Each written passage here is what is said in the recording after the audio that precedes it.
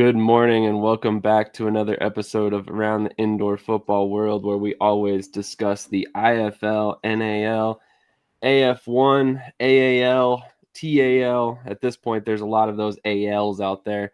So we're covering them all here on Shady Sports Network.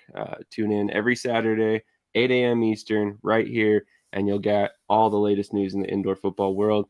But before we get into that, I'm going to play a quick intro video to wake you guys up this morning, and then we'll get right into the IFL.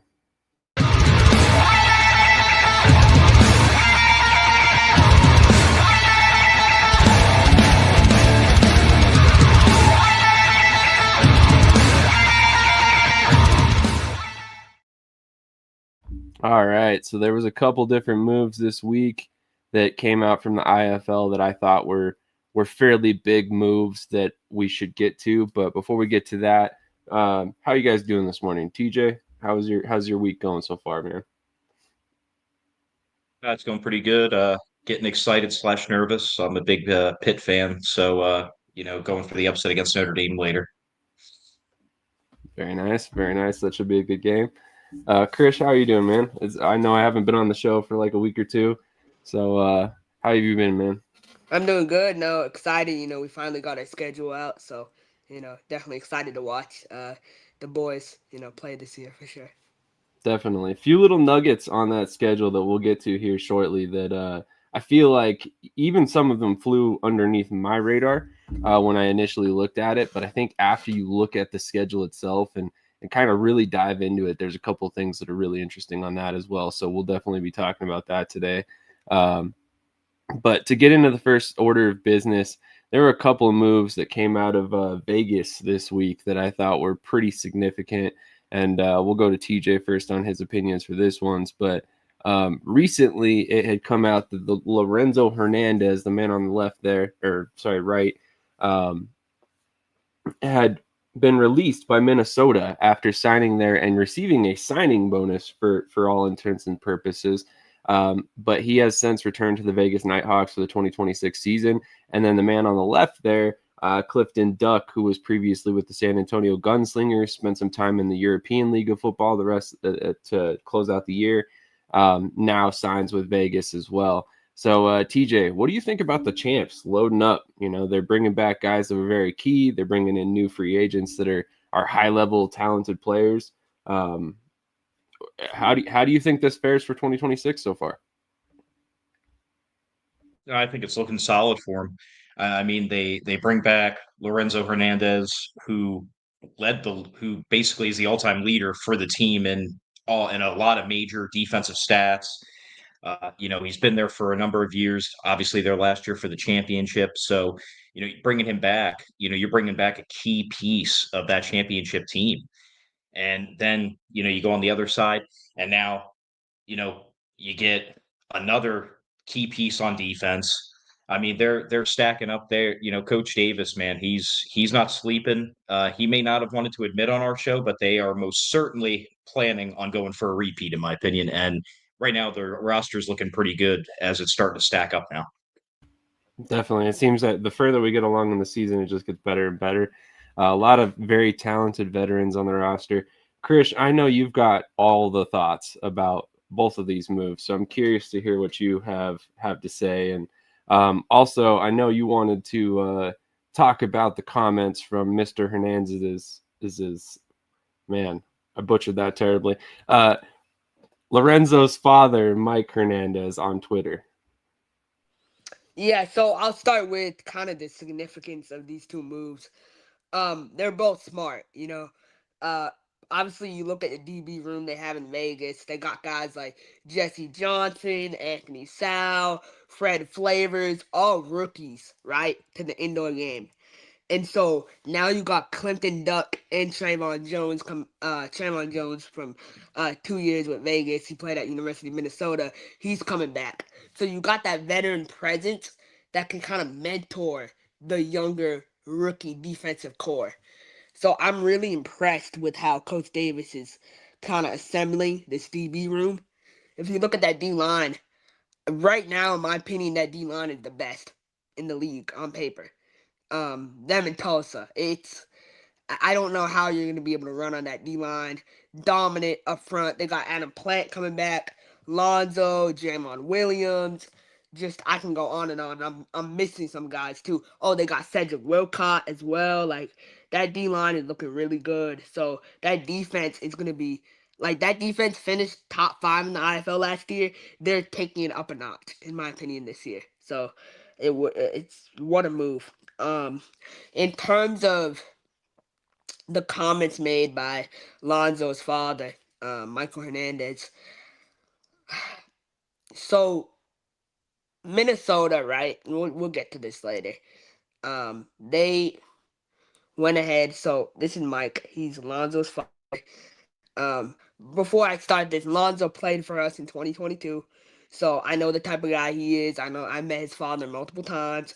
Great family, great person, right? So you just paid him a signing bonus, which is true. I've confirmed that with multiple people, right? And he is one of the best D linemen in the IFL. And so now he's referring to wait until we tell you what really happened with last year's head coach. So he's kind of basically saying without saying something happened with Tony O'Neill. That's more than the mental health thing that they're giving off, and so that's why he would let go. Um, so for me, like this is just shameful on so many levels. On not on his part, on Minnesota's part. It's a really bad look when you go out and you sign players, and then you say, "Oh, we gotta course correct or we gotta kind of move backwards." You made promises to these guys. Hey, we're gonna pay you X amount of money, and then it's like, oh well, we can't pay you anymore. And if you're spending money on sign-up bonuses for guys who are not even gonna come to camp, like what are you doing? You're just giving away money. Like it's so reckless, and it's not. I want to know who came up with the sign-up bonus idea and who thought that was a good idea, because it's not a good idea. And so I'm really disappointed to see what's going on in Minnesota. I don't think Minnesota will be good this year at all. I've said it before. They won't make the playoffs, so definitely tough times in Minnesota for sure. Man, I don't want to speculate or anything, but I kind of wonder if this isn't, signs of a course correction by Minnesota.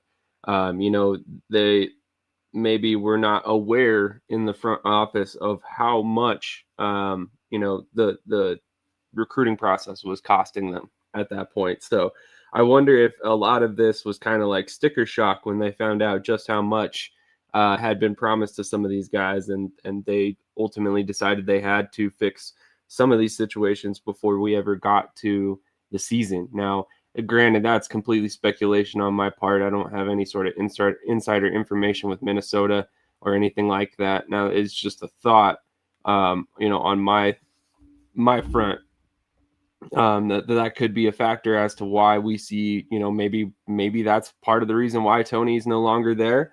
And then also maybe that's why some of these cuts are happening. They have to start course correcting sooner rather than later in order to set themselves up to be sustainable in the future. Because, I made a joke last night, but $30,000 a week for indoor football teams is just, it's not sustainable for most markets, and maybe you've got a couple teams that can be the exception to that rule, but I don't think that the majority of the teams can stomach that kind of money, because it's damn near impossible to make that money back in sponsorships.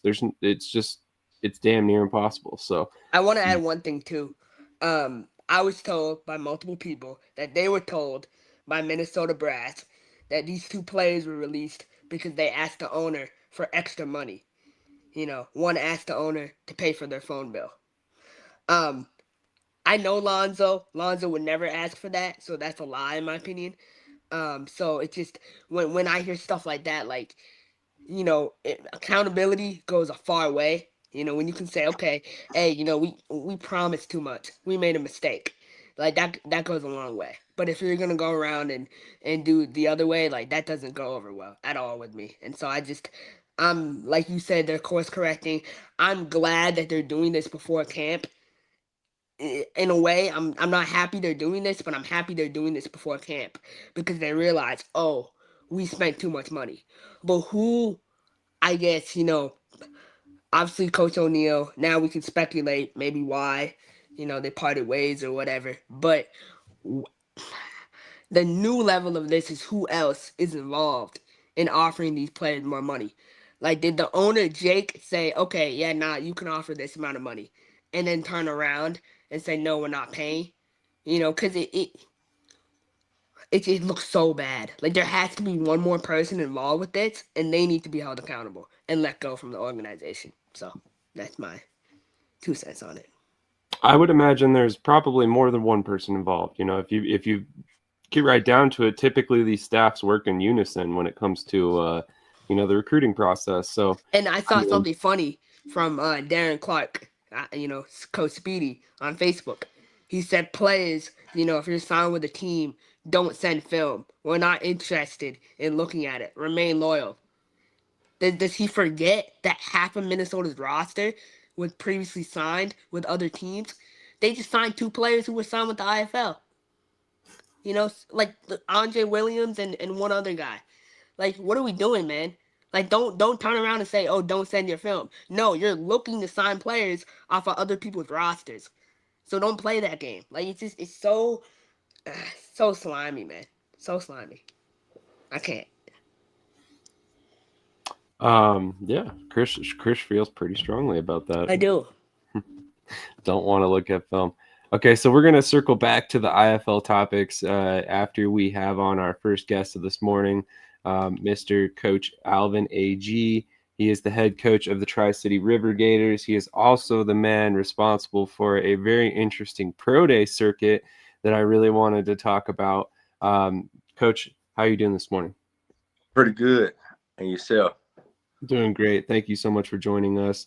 I'm not sure if you've ever watched the show before, but we're big fans of indoor football here. So we're very excited to have you on to talk about some of the things you've got going on this season. But first, let's discuss this Pro Day series that you set up and how this all came about. I know that's something that we've talked about on the show previously, but I wanted to get some details on it. I mean, obviously, just to give the fans a little bit of an idea, I believe it's these 4 organizations that have joined together that have kind of working together to provide opportunities for players. So can you kind of give us a little bit of details about this and how it came together and how you were kind of able to gather all these teams to interest? Yes, sir. So before actually I became the head coach for the Rivergators, I had a relationship with the North Louisiana Football Alliance. I'm actually the talent manager for that league, and I help kind of facilitate guys to go from that level and move forward. So the president and I wanted to come up with a plan to pretty much incorporate more regional talent and try to make it make more sense logistically for guys to get around and get exposure. And so it's so many guys in the league. It's about 5 teams worth of guys in the league. So instead of just trying to send guys here and there, things of that nature, we developed a more of a collegiate style pro day system to try to give these guys the opportunity to get displayed kind of under our watch, a little under our supervision, so to speak, and give these other teams to pretty much save a little money on their end just by traveling down and being able to come in a controlled setting and being able to observe this talent and possibly, extend their scouting agenda. Makes perfect sense. How did the relationship with the Louisiana Rougarou come around? I know obviously the ties to Mississippi and Tri-City are very obvious, but that I thought was kind of interesting. Well, I met Holly Witherspoon, who was the president of the North Louisiana Football Alliance. We met years ago, actually at another tryout that they had in Louisiana for the FAM League at the time. And at that time, I was bringing athletes there, and he was hosting that event.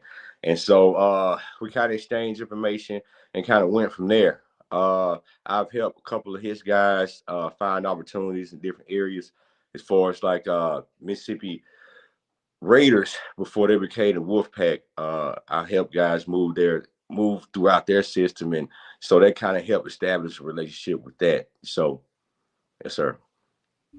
Very interesting. TJ, do you have any questions for Coach Agee?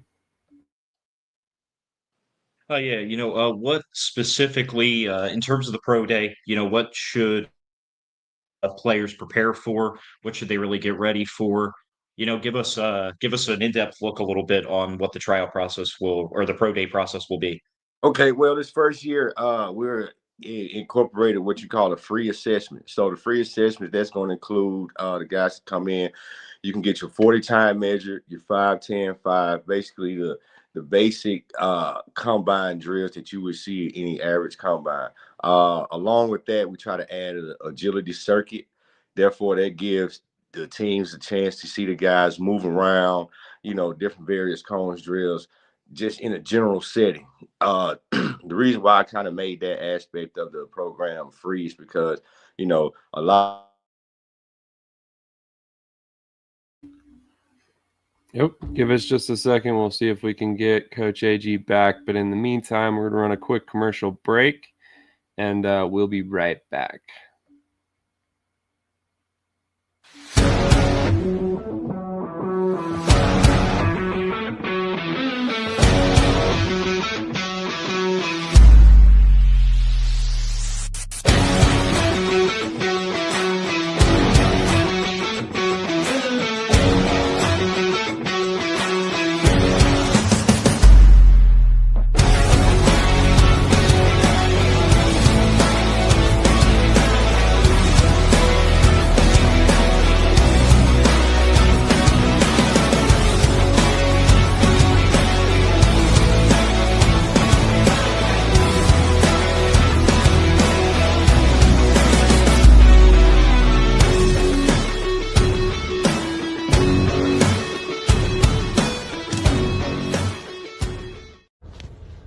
Yo, what's good? Cedric the bus driver here. I don't know about you guys, but I know what I will be doing every Tuesday, Saturday, and Sunday.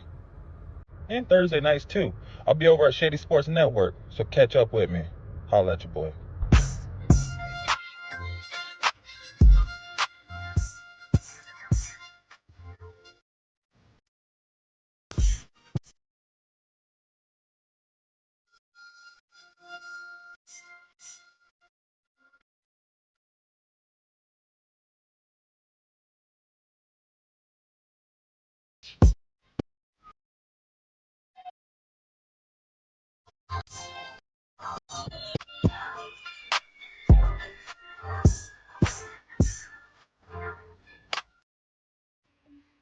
Coach, can you hear us?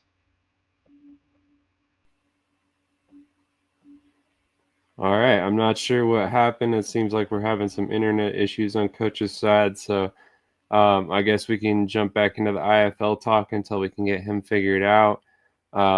So with that being said, moving on to the next move. Sorry about the choppiness of the flow here. Obviously, we had an interview planned, so we'll hopefully get him back on in a second here. But the other big move that has come around as of late was Aaron Jackson signing with Tucson, reuniting with Rayshawn Kaiser, who he won a CFI or CIF championship with in 2023. Had a huge season last year. Most of you guys will remember he had a 3 interception game, one player of the week in week 9, I believe it was last year. After that game, unbelievable performance. Big time defensive back and a friend of the show. So TJ, what are your thoughts on Tucson getting one of the biggest, one of the better playmakers in the league on their roster? Oh man, I mean, it's an awesome pickup. It's an awesome move. Uh, you know, with Kaiser in 2023. So obviously, he fits a little bit of the system, or he fits the overall system that Kaiser likes to run. They are acquainted, so I think he's going to fit right in to it. Man, if you're Fisher's freight, you're kicking yourself for letting him go. In my opinion, that's a big loss for them and a big signing for the Sugar Skulls. I agree, and it looks like we got Coach Agee back, so we'll finish our thoughts on this one real quick, and then we'll get him right back on. But Krish, what are your thoughts on Aaron Jackson with Tucson? Aaron Jackson should send a thank you letter to Fishers, bro. They could have easily suspended him for a year, and he wouldn't have been able to play in the IFL because he left Indy and signed with Minnesota for the alleged money, and then Minnesota realized they couldn't afford him. So Indy again could have suspended him for the entire season, and they didn't. They released him. They did him a solid. So that's where I differ on that. But I mean, good move for Tucson. Tucson is loading up on the skill positions. They got Aaron Jackson, Drew Dixon, Tamoy Terry. Um, it's nice to see them, Tyler King. So they still need an offensive line and defensive line, right? They still need to make improvements in those areas. But it's good to see Kaiser is utilizing relationships to try to build this program, back up and at least make them competitive.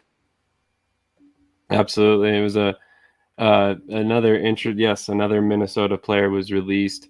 And actually, I don't know if he technically could have been suspended because he signed a contract with Fishers. Yes, he re-signed for 2026. Oh. Yep. Mm-hmm. Oh, interesting.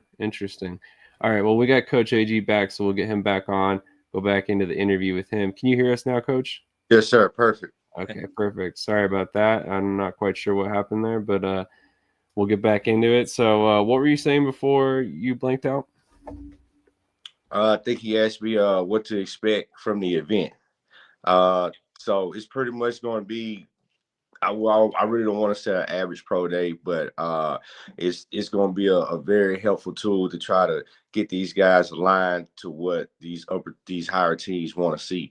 So we do a lot of prep before this stuff. We kind of give them a scale of what to expect.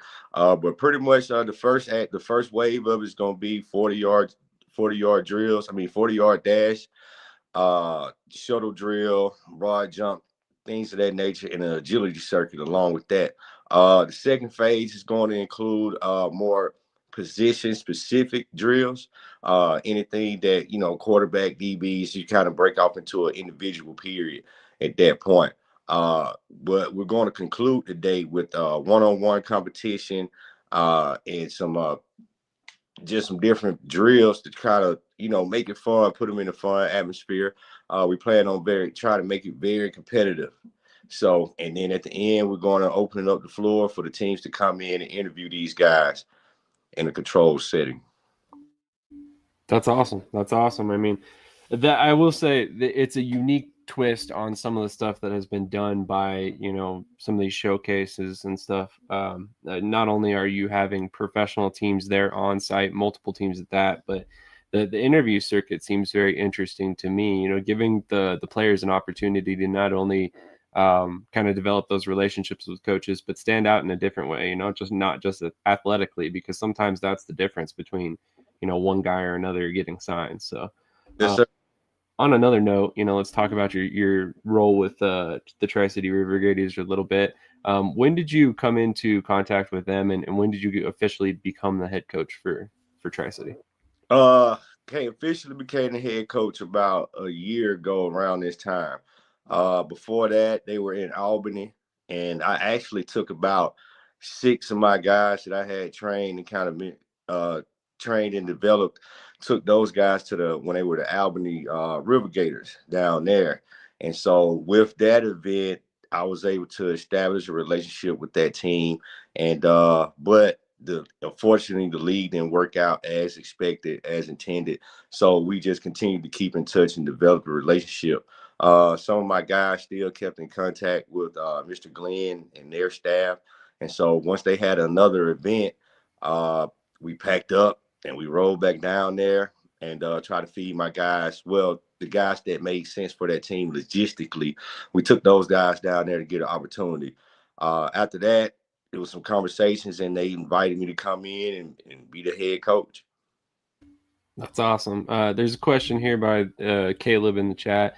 He says, don't know much about AAL2, so want to ask, are you a paid league? Is your league set up to be a feeder team for the AAL? Figured I'd let you answer that question. Okay. Well, I can speak for my team specifically. We're more of a performance and incentive based team. We try to give guys, rewards for, being committed and, doing things exceptionally well on the field. As far as the salary, most of the AAL2 teams really don't provide a salary. Granted, I can't speak for every single team, but I can speak for our team alone. But yes, we plan to be a feeder team for the AAL. We actually had 3 of our guys move up to the Mississippi Wolfpack this year.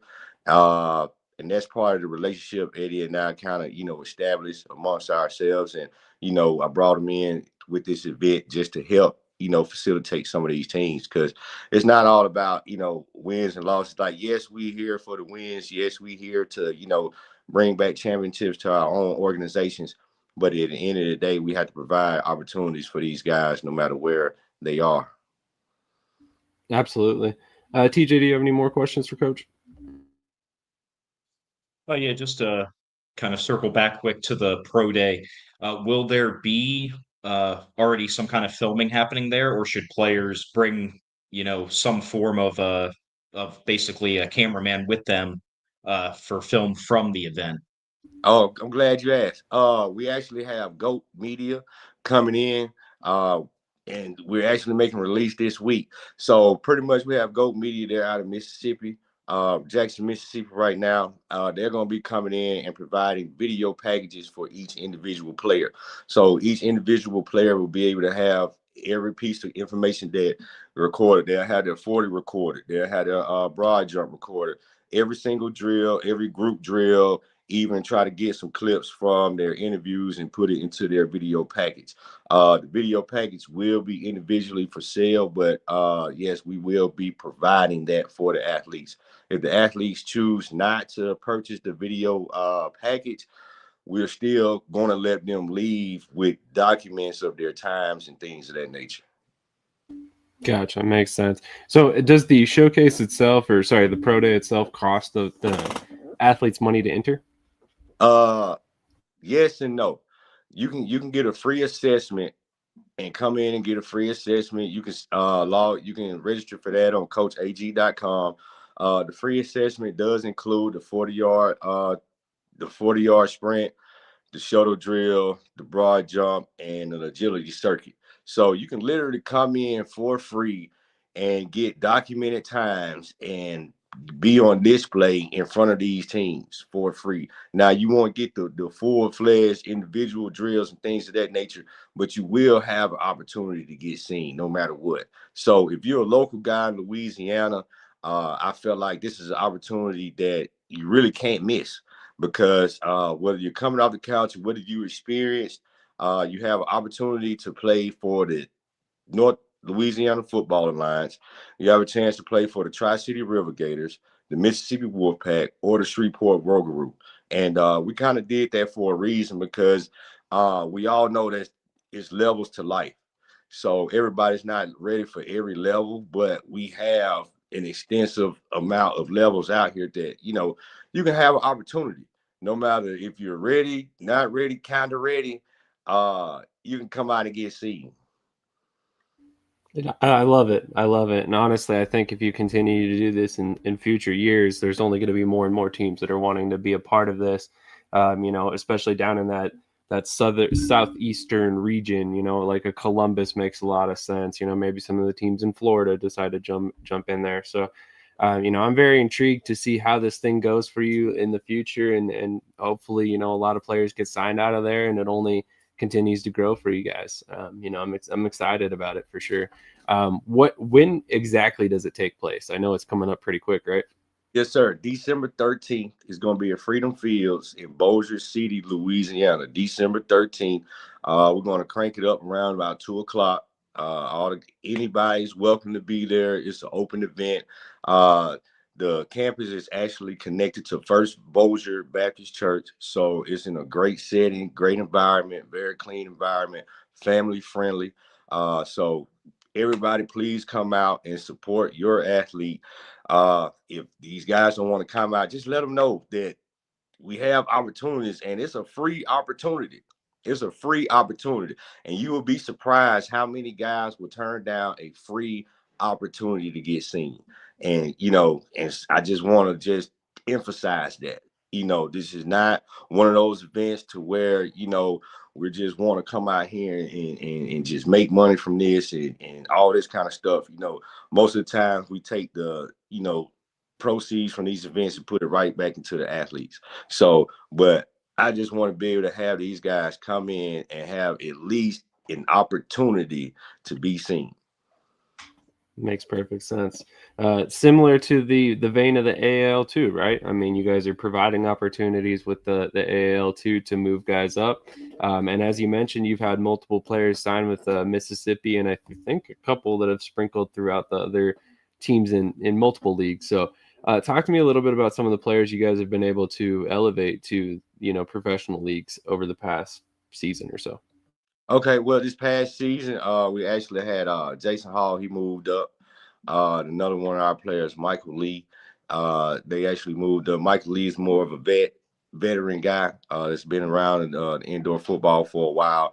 Jason came in a rookie, excuse me, fresh out of college, pretty much. We gave him an opportunity to come in and get seen, kind of knock the dust off, if you will. And so he came in, and we helped him establish a social media base, help social media strategy, and he came in and he executed the strategy, and it worked out for him. And he moved up. Another player that we have now, Cameron Kendall, we're looking to get him moved up. He's going to be at that event. He's going to be one of my top prospects for that to get looked at by the Shreveport Rougarou. Absolutely. We have another question submission. What happens if a guy who chose the free route impresses a scout and they want to see more? Do they get access to the individual drills and showcases for their talents, or do they have to pay to then enter that side of things? Yes, sir. They would have to pay to enter that side of things, but let's just say he comes in, he does get the free opportunity, and a coach from let's just say the Rougarou, for example. The Rougarou wants to invite him in for an additional trial at that point in time, because at this event, he's not under contract with us, or anything like that. So that team is free to invite them into an additional workout, or that team can, pay that fee for that guy to be seen. So that's the reason why we kind of put that free aspect in there, because I didn't want to turn anyone away, but at the same time, there has to be some type of investment for yourself in order, to be seen.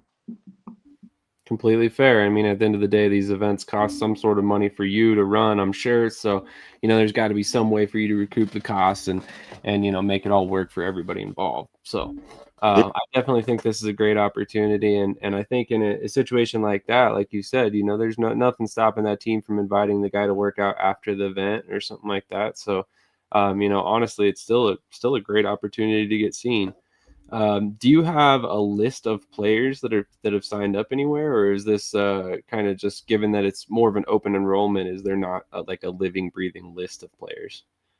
As far as the list of players, I start with the guys that I have, within my company, that's kind of, signed under my management, and we kind of start with our own team as well. As far as like the list of athletes that are interested, yes, so we do have a depth chart for the North Louisiana Football Alliance. Some of those guys may not participate, some will. But beforehand with the event, the teams that are participating will have a roster of the guys that are present at that event, if that makes sense.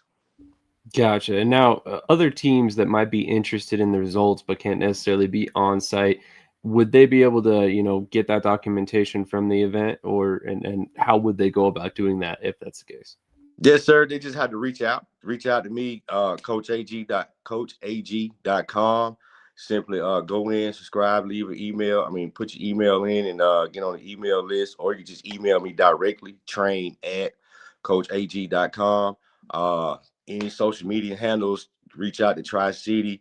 I'm very easy to talk to, man. I'm a firm believer of, you don't ask, you don't know. You know what I mean? But I really kind of want to push the teams to come in and visually be seen by these guys, to give these guys a realistic situation. Because, yeah, they can look at it on film or look at their IG page and things of that nature. But these guys, need to know the real process of what goes on behind the scenes. So I would prefer teams to at least send one representative there to be seen by these guys. Absolutely. And does it cost anything for the teams to attend? No, sir, not this year. We're not charging the teams. We want these guys to come out and be comfortable. We're going to have an area set up to where the scouts or the representatives from each team will have somewhere to be comfortable. We'll have a training table set up with refreshments, things of that nature, a depth chart and stuff like that. So we want to try to not necessarily separate them we want to separate them during the event. That's why we're going to have the interview portion. Because, just try to separate. I want to try to give these guys, the most professional look as they can. And not just to be too comfortable, if that makes sense. Makes perfect sense. TJ, do you have any more questions for Coach? No, just thanks for coming on. And I mean, it sounds like an awesome opportunity. Industry specific eyes, film, numbers, even if you don't pay for a package. I mean, it's a really great effort, and it's going to be great for athletes who do show up because, like you said, to get eyes and a realistic shot, that's hard to do in this business sometimes. So thank you for having this, and hopefully the turnout is awesome for you guys. Hey, I thank you guys for giving me the opportunity to promote this event, man. I love you guys' show, man, and I appreciate the support. Absolutely. We appreciate all the support from you guys as well. Finally, before we let you get out of here, if a player is interested in coming to play for the Tri-City Rivergators, how do they get a hold of you? Where do they send their film? What's the best way to approach you if they're interested in playing for the team this season? Best way to approach me, man, just say hi. I'm just joking, but Agee, I can be found at Coach_Agee. You can reach us at the Tri-City Rivergators IG page. My email, train@coachag.com. My website, coachag.com. Name of the business at my Facebook page is Athletic Engineering. So it's very easy to get in touch with, man. Very easy to talk to. I really want these guys to come in and reach out to me. Come to the event. Sign up, register. It's free. It's literally free. Even the paid portion is $35. We have water. We're gonna have everything you need. So I mean, it's free. Like literally, just come and get an opportunity because a guy can show up and run a 4.5 and get an instant opportunity. Agreed. And $35 is nothing. Nah. So in the grand scheme of things, most of these showcases cost $70 to $100. Sometimes teams aren't even, on site. So I think that's a very reasonable price. And honestly, if you can't invest $35 in your future as a player, how serious are you taking your career? Thank you. Yeah.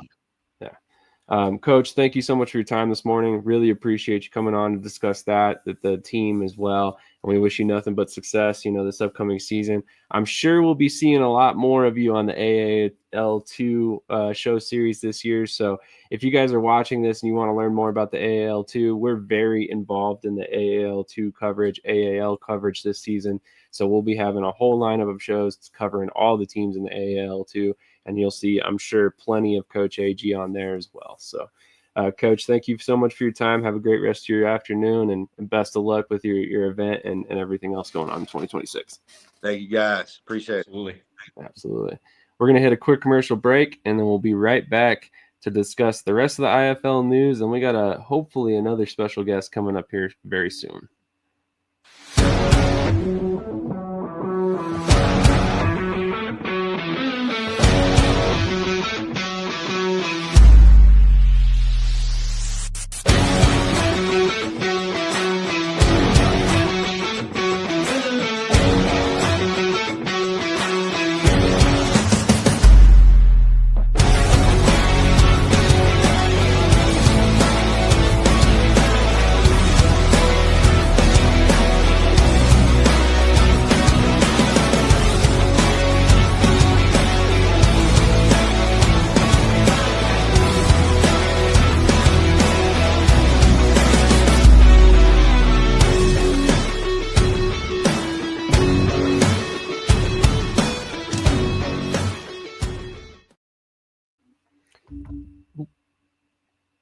All right, so let's get back to this IFL talk. Obviously we just discussed a moment ago the move to bring Clifton Duck and Lorenzo Hernandez back to Vegas. We also discussed Aaron Jackson signing with Tucson Sugar Skulls. And then we also have what I feel is a pretty impactful trade, and that is Clint Bolig. It gets traded to the Quad City Steamwheelers in exchange for Tyrone Chambers, a guy who used to play defensive line in college but moved over to offensive line and has been playing the position for a few years over there with Quad City. He's also spent some time with Iowa previously, so now he returns to the Barnstormers in 2026, and it looks like Coach B is going to join us for this discussion. Coach B, how you doing this morning, and what are your thoughts on this trade between Tucson and Iowa? I think it's a good trade, man. They needed something up front. They got something big up front, and it helps out they inside guys. So I think it's an excellent trade. They needed to secure a line, and they did that. Definitely. How you doing this morning so far? I can't complain. Good this morning. What about you, Shady? Can't complain either. Thank you for joining us. Really excited to get your input on some of the things that have been happening. We got plenty to talk about today. With that out of the way, obviously the big news out of the IFL this week is obviously the schedule. The schedule was released, so we're going to go ahead and pull that up. What games? We'll just go kind of broadly through this, and then we'll kind of talk about some certain things specifically. What games to you, Krish, stick out immediately when you looked at the schedule? Just broad overview of games that you're excited about. Yeah, I'm excited for week 1, Quad City at Fisher. And then week 2, I love that we have a bye week 1. Gives our, new coach and coaching staff time to kind of evaluate, talent, and Jawad can make the changes he feels necessary before we hit the road to go to New Mexico. And I think we have an easy opponent. I'm not really scared about New Mexico. I think they're the worst team in the league, so we should beat them by, a good probably 30-40. And then we get a bye week 3, so I like our schedule. I think we got a very favorable schedule, to be honest. But yeah, I think Indy, starting off with Quad City and then going to Green Bay back to back, that's not easy. So that's a big test for that team, for sure. Absolutely. TJ, what are your thoughts overall for the schedule? Have you had a chance to kind of really break it down and look at the games across the league? Oh man, right off the bat, especially being a Vegas fan, facing Green Bay, that's going to be a big rematch from last season. Week 2, I'm going to call unfairness because New Mexico gets an easy week 2 matchup. Just kidding, Krish. I had to say something. No, week 2, I'm actually really interested in the Barnstormers Quad City matchup just to see how different the Barnstormers are going to look this year after all the changes that they've done with coaching and things like that. So I want to see if they can finally get off on the right foot too. Absolutely. I found it very interesting. If you look down here in the bottom right corner, Pirates, no city, nothing, just hanging out there, looking all odd. Coach B, what are the games that you that stick out to you? Which games are you excited to see, or what Week really one, intrigues you? week 1, the rematch of the championship, Vegas and Green Bay. Week 2, all 3 matchups I think are going to be exciting, especially Fishers and Green Bay. Like you said, Quad City versus Iowa. I want to see what Iowa got to put on the table this year, and that's a good test with Quad City. Uh, I'm not gonna lie. I think New Mexico got dealt the hardest schedule in the IFL this season. If you look at the schedule, like they have all all tough games except probably NAZ. Is a 3 games that's not the toughest. Other than that, every game they got a chance of losing. It's fairly accurate. You look at week 1, they're at home against the Pirates. Pirates are always a tough out. Doesn't matter what week it is, unless it's right about the time they need to win their 8th game. Then you have Tucson over here at New Mexico again. So at least they get to start at home. I guess that's the one benefit to some of this, but they've got some pretty tough opponents early on here. I love it. The Sunday against Tulsa, I texted one of our guys like 2 months ago when the move and everything was being speculated, and I'm like, watch the league give us a Sunday game and a Friday game in Jacksonville, and that's exactly what we have. Tulsa and Jacksonville is crazy. Man, you got New Mexico got like the hardest schedule, man. They got to go through a gauntlet to even make the playoffs. It's pretty rough, not gonna lie. I mean, right there, they're at the Sharks. I will say they have like a lot of decent travel games. Like they're not terrible. They're going to Vegas, they're going to Tucson. So I mean that's kind of a benefit to them a little bit, but still, yeah, the Yeah, Arizona, like it's yeah. easy. They got Looking Arizona at the twice. and looking at the Pirates schedule, they have a little bit of a gauntlet right in the middle of the season. Week 6 against the Sharks, week 7 against the Blizzard, and then week 9 against Fisher Strait. So that'll be a Oh tough stretch for yeah. them as well. Yep. Knowing Chris is Chris, probably predicting Chris green. don't care. He think that's an easy schedule. I don't think it's an easy schedule. I think it's good. I like our bye weeks and kind of where that they are. But I mean, I'm so excited for May 18th. That's gonna be a really good test for us, and we're not scared of anyone. So I'm not really scared of Vegas. I mean, they're a good team, but I think we should handle business. So I'm excited for that. Absolutely. So there was another topic that came up, and I'm going to go ahead and pull up the tweet here in a second.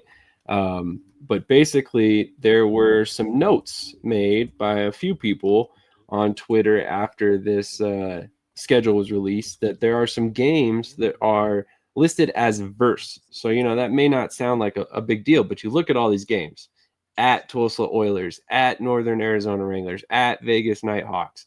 It's like that throughout the schedule.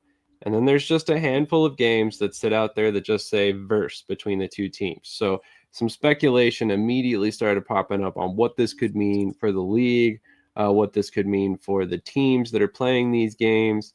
Krish, it sounded like if you want to talk about it, you had a little bit of insight on some of this. If you don't want to discuss it yet, while we get more information, that's perfectly okay. But yeah, I'd rather hold off. I want to kind of wait for the lead to come out with it because it could be so many things. That's fair. That's fair. I will say some of the speculation has been, maybe neutral site games. I think that was one of the things that Off the Wall brought up on Twitter, if I remember correctly. I apologize. There was a couple different people talking about this over the past couple of days, so I've been trying to follow the conversation without really lending my 2 cents. But it definitely seems interesting. It was something to note about the schedule that was otherwise fairly typical, games that you would expect, stuff like that. So Ricky says, wait, you want to keep quiet? That's the first. Texas Pete says maybe neutral arenas. That's kind of my thought. Mike Davis says no one has an easy schedule. There's so much parity, should make for a great season. Yeah, there really isn't. Good. I agree. 100%. But it's great. I mean, I can't wait to play you, Coach. I can't. We're about to run a train on you. I promise. So. Oh wow. On Vegas? I mean, we're not scared, man. This is different. It's a new era of Pirates football. So, You see they got Zoe back? I mean, yeah. So it's exciting, man. We can get back with him too. So I mean, I'm excited. There has never been a check in somebody else's pocket Krish wasn't afraid to cash for. Exactly. I'm going to run through some of these comments real quick. Good morning, gentlemen, and Sam. Thank you, Texas P, for that. Caleb says, don't want to look at film. Basically, they were telling players who were already signed not to send the film. That's what Krish was discussing for Coach Speedy. Looking forward to more AF1 talk this morning. We will definitely get to the AF1 here shortly. Yeah, I don't think they knew how much they were paying compared to other teams. I don't think this was a compared to other teams situation.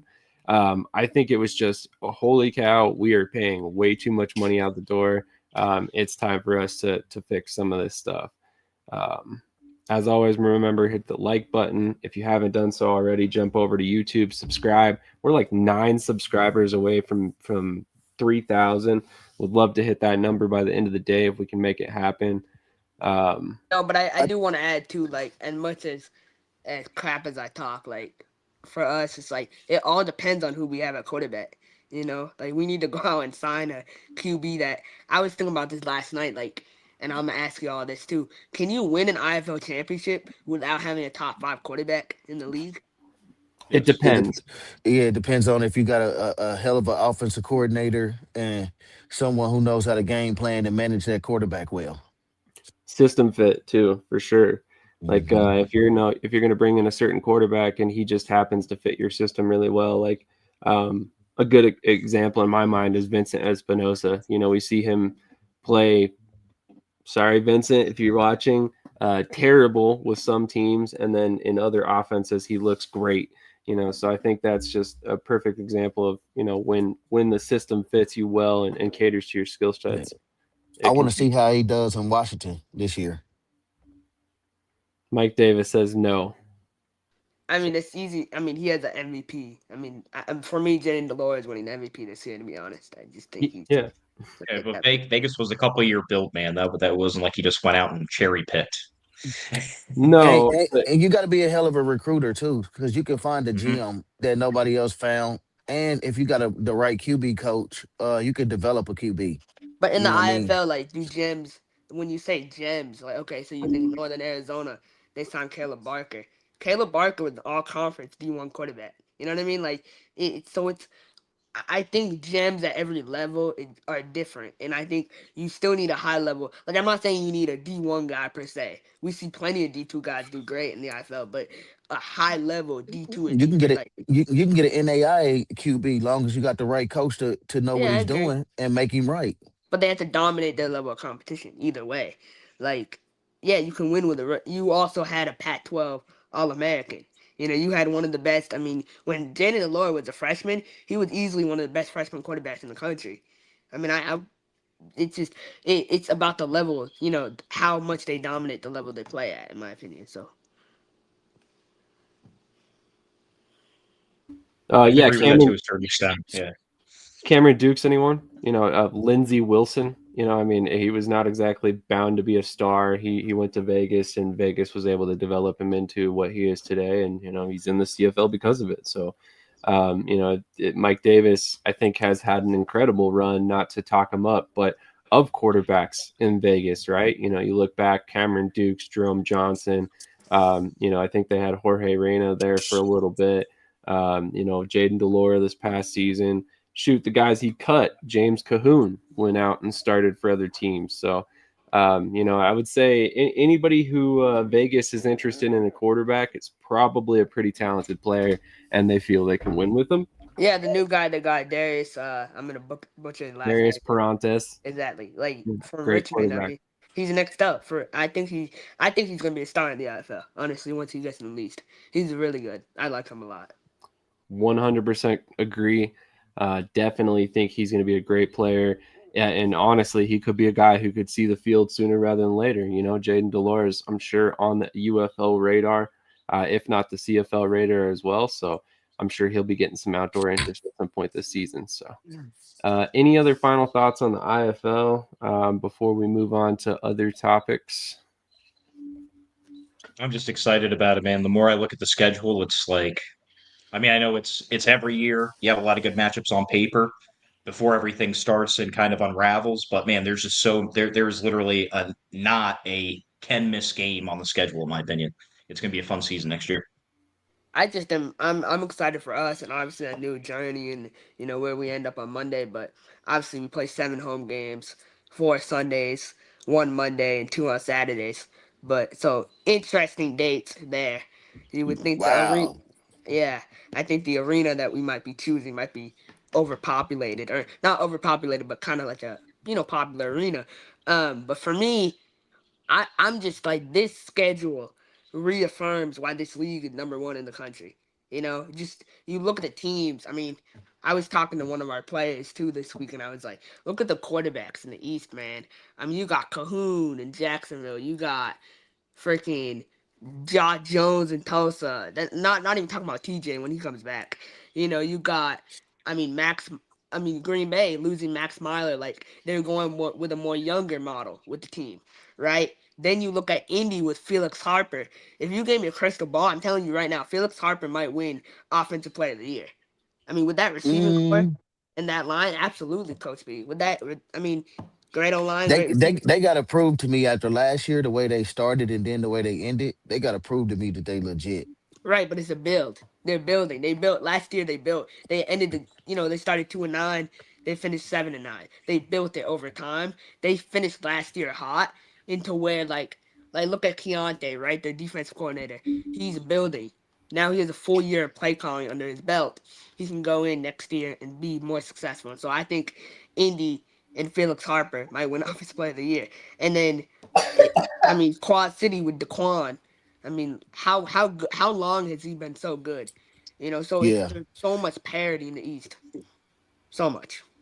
I just need to know what it's gonna take for Daquan and Quad City to get over the hump because they always right there. They just can't never get over the hump. And what are they missing to get them over the hump?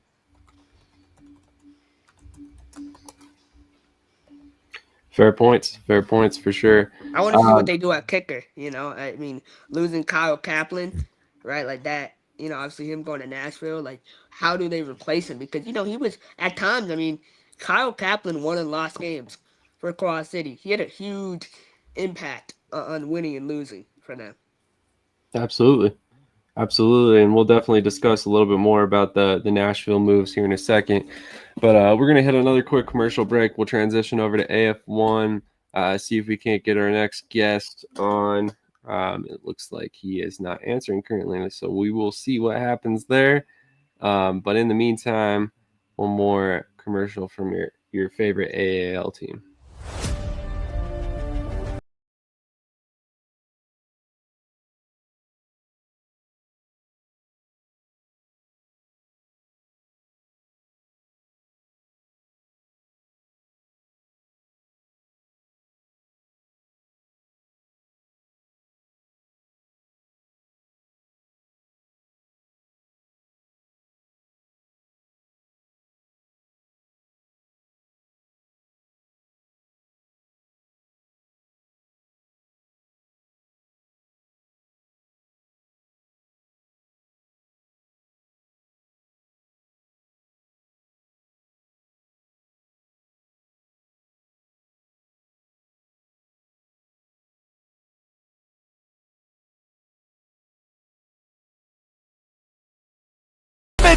Makes the catch and will be brought down on the play by Isaiah Hall. All right. So yeah, as always, go support the Wheeling Miners if you're up in the northern east coast, and go check out one of their games, grab some of their merch, buy some season Coach tickets. Red's back. Yeah, we'll definitely discuss that here in a second as well. And then let's get into the AF1 moves that have come about recently. There's been a couple different things that have popped up. And obviously the big news is, of course, Billings. So I'm going to go ahead and pull that up. The Outlaws will go dormant for the 2026 season. Obviously, they won an Arena Bowl championship in 2024. We'll be exiting the Billings market and taking the 2026 season off to find our future home. Not 2025 season. They played in 2025. Due to an increase in costs, the lack of any municipal government or state government support, and the simple fact that even with $10 tickets in Billings, we couldn't fill TDS fiber fields for nationally televised games, it is apparent that the Outlaws being in Billings isn't longer feasible for the team. We wish the local community all the best. If a local owner or ownership group is interested in keeping the Outlaws in Billings, please contact the current selling agent, Wayne Wilcox, at Century 21.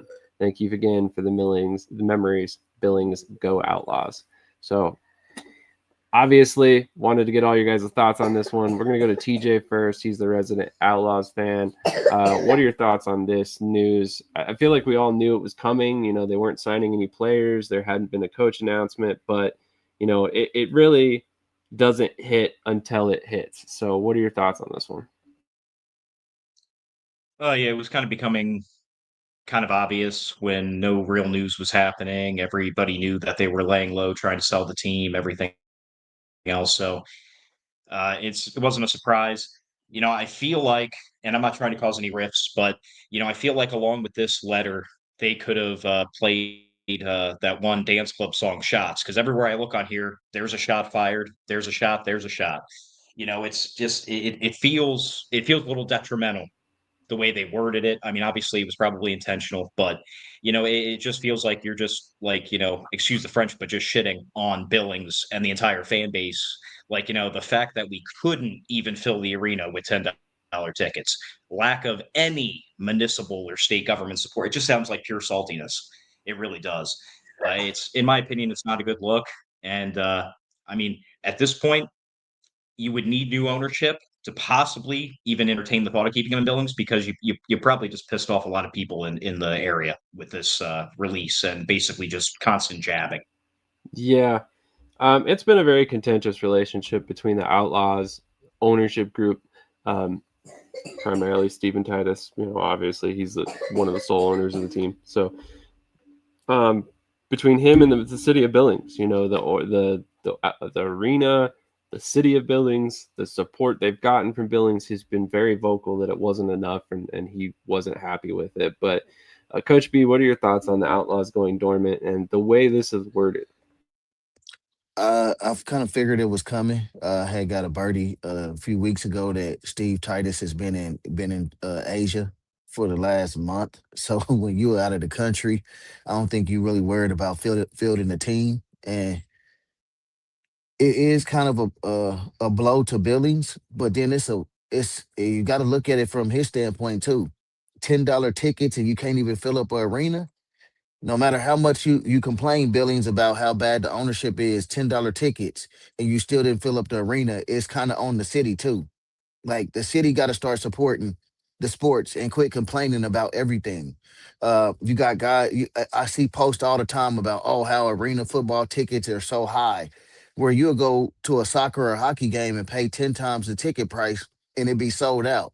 Where with arena football, we just trying to make ends meet, make sure players and staff and the team can function. $10 tickets and you can't fill up an arena. That's kind of bad. So yeah, it's a shot at Billings, but it's a good shot because there's no way possible. Everybody say Billings is this good market and all that, but they selling tickets for $10 and you can't fill up the arena. I remember back in the day, Billings used to be one of the best franchise when they was owned by the guy from Oakley. I played a year there with Chris Dixon and them. They won the shit in the IFL. They was the powerhouse before Sioux Falls was the powerhouse.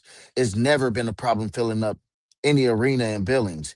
So it comes more down. I know a lot of people be mad at ownership because they get mad, but ownership has a right to get mad when they there 2 or 3 years and they in the community trying to get sponsors and get fan support, and it just doesn't happen.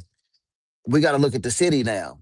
Either the city don't want arena football there, or you need a new owner, a local owner, to step up and help bring fan awareness and more to that city. Like Billings is an excellent city. I think it should have football, but if it don't got the support and you only get 200 or 300, if that, people at the game, what's the point of having it there? Yeah, I mean, I see that thought process, but I think there's multiple layers to that. So like obviously if people aren't aware the team is there, then obviously They've been that there for falls two on the team. years. How do you not? How do you? Billings is not that big where you don't know it's From an arena football team. from everybody I've heard that's local to the market, their marketing strategy was terrible. Was downright terrible. Those are the words of other people that are in Billings, not my own. And it was echoed. If you look at the post that Billings put up, there was multiple different comments about the terrible marketing strategy, the lack of marketing and locally and stuff like that. And don't get me wrong, I'm with you, Coach B. The team was there for multiple seasons. I think it was 4 years, if I remember correctly, 2021. I Yeah, think, yeah, it's actually 5 years that they were there, consistently, and still the failure to fill up the arena is troubling to say the least. But and it's. again, I think it's on both ends, on the ownership and on the city. They got to find the common ground if you're gonna have arena football there. I agree, and I think I know this reads like hate mail, right? But if you really listen to what he's trying to say at the core of things, like the arena was not super team friendly when it came to the rent and stuff like that, and how it operated. So that was an increase of costs over some other teams that have maybe smaller arenas that were more cost friendly. And then also some of the things here that they won an Arena Bowl in 2024, and yet in 2025 they still didn't have an influx of support. So I could definitely see some frustration here. But a couple comments that I wanted to get to. There were loyal friends there, I'm sure. I can't imagine what they thought reading it. They were not happy. Not just fans, but employees too. Absolutely. A lot of people that got affected by this move. And the leagues don't market for real. Soccer, hockey, baseball, they all market more than arena. Krish, I saved you for last because I'm sure you have a lot of thoughts on this. And more importantly, I'm sure you have some thoughts on the marketing aspect of things. So I wanted to get your thoughts last. So take it away, my friend. Yeah, obviously, fan support, like Coach B said, is huge for any team. Um, and I'm gonna equate it to obviously losing my team, right, this year. Um, for a fan like me, where I went to 55 out of 56 games, I only missed one game ever. So when there's fans like me who are loyal, who have gone to every single game, and so this statement is a slap in the face. What I respect from our ownership group is they put out a video, they put out a statement, and they said thank you. This doesn't seem like a thank you. It just seems like, oh, it's your fault, we're leaving. And that doesn't make anyone feel good. And there's people like like, I can't imagine Stephen Foster, reading that and how he feels. He must feel like shit. Like he gave the player jobs, he invested money in the team, he did so much for the team. And to read that, it's like, we don't really care. It was all about the business, not about the people, And I understand these teams need to make money, but you gotta market, you gotta, like I said, I used the cold email reference, different things like that. Like, I don't think any of that effort was put into Billings. If you're in the Midwest and you can't get people to come to an indoor football game, like, you're doing something wrong. So the organization needs to take accountability as well. Yeah, and I mean, I completely understand ownership's frustration in it, but to think about it from a sales standpoint for the team, you just alienated this market by shitting all over them. So now it makes new ownership have to think. Odds are, you just made it very clear we're going to have to relocate the team for finances, but now you also left them with a sour taste in their mouth, specifically with this team. So now you're also inviting any new ownership groups. You guaranteed have to pay relocation fees. You guaranteed have to move the team, come up with new stuff because of that statement, in my opinion. True.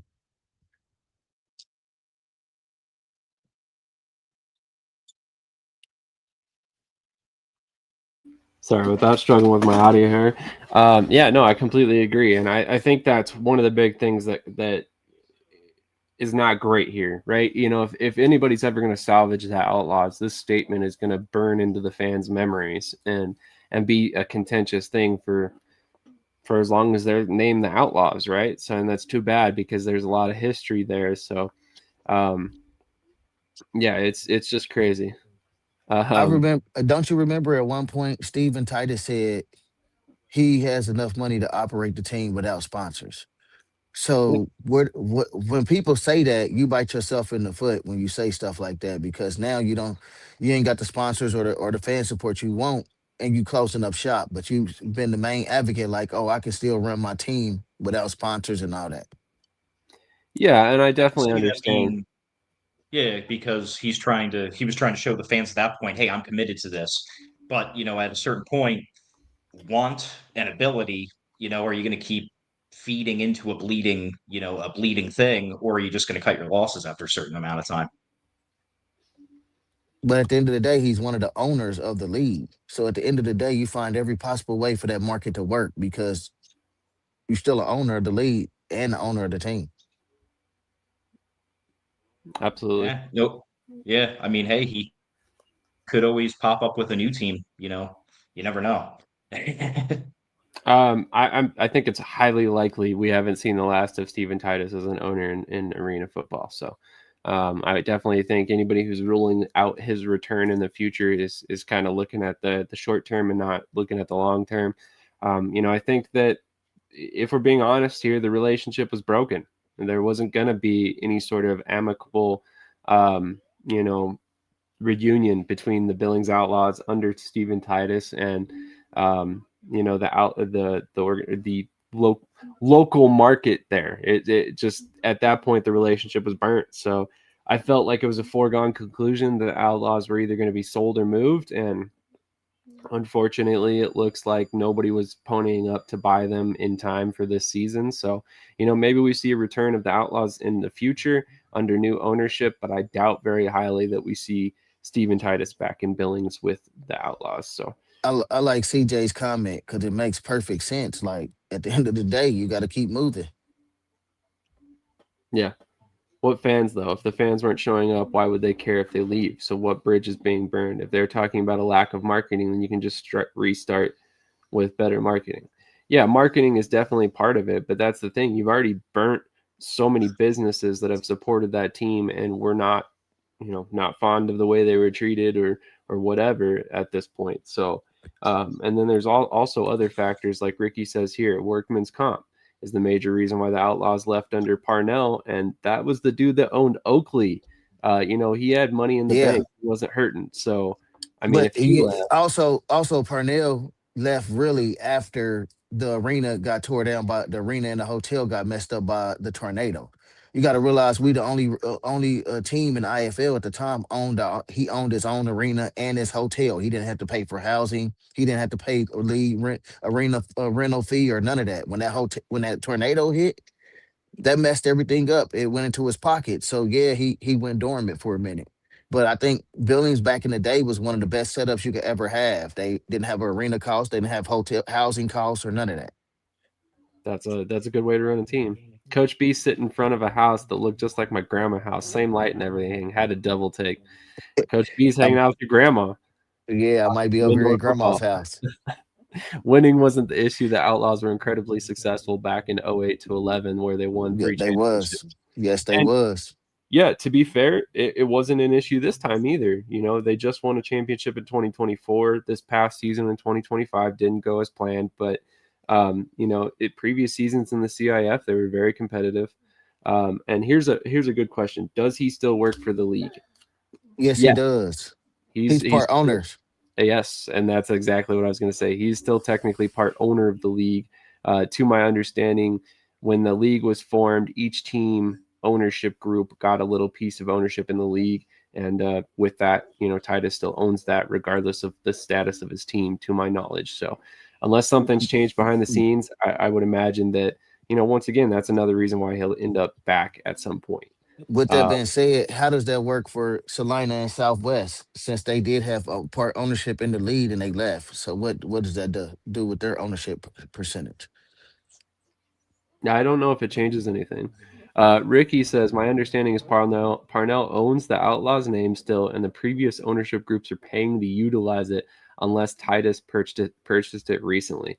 That's another interesting factor because that's another reason why costs would be, higher than it would be in other markets.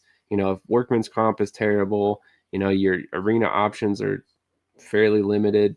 A lot of factors why you ultimately decide to shutter. He was very vocal during the transition to the AF1 and dumped money into forming the league. He's definitely passionate about the game. Don't be so harsh on him. I think he's very passionate, of course, and that's something that we will definitely, I don't want anybody to short sell Titus on. Yes, did he have maybe some shortcomings in Billings? Yes. Does that mean that he isn't a good owner? As far as I'm concerned, no, it does not. He paid his players. His coaches were never unpaid.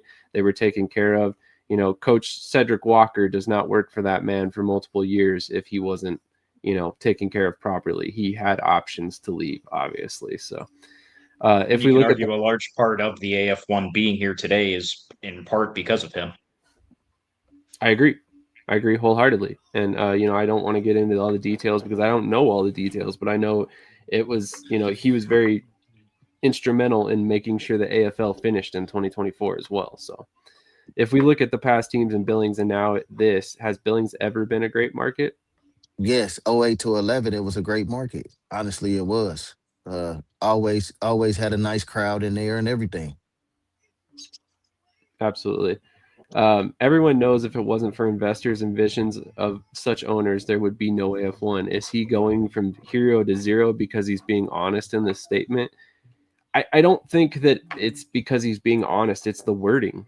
There's ways to say what he said without it being so inflammatory. And I think that's what's bothering some fans is that it didn't have to be a slap in the face to fans. It could have been a situation with Massachusetts. Obviously, Massachusetts is not happy. That's why they're leaving.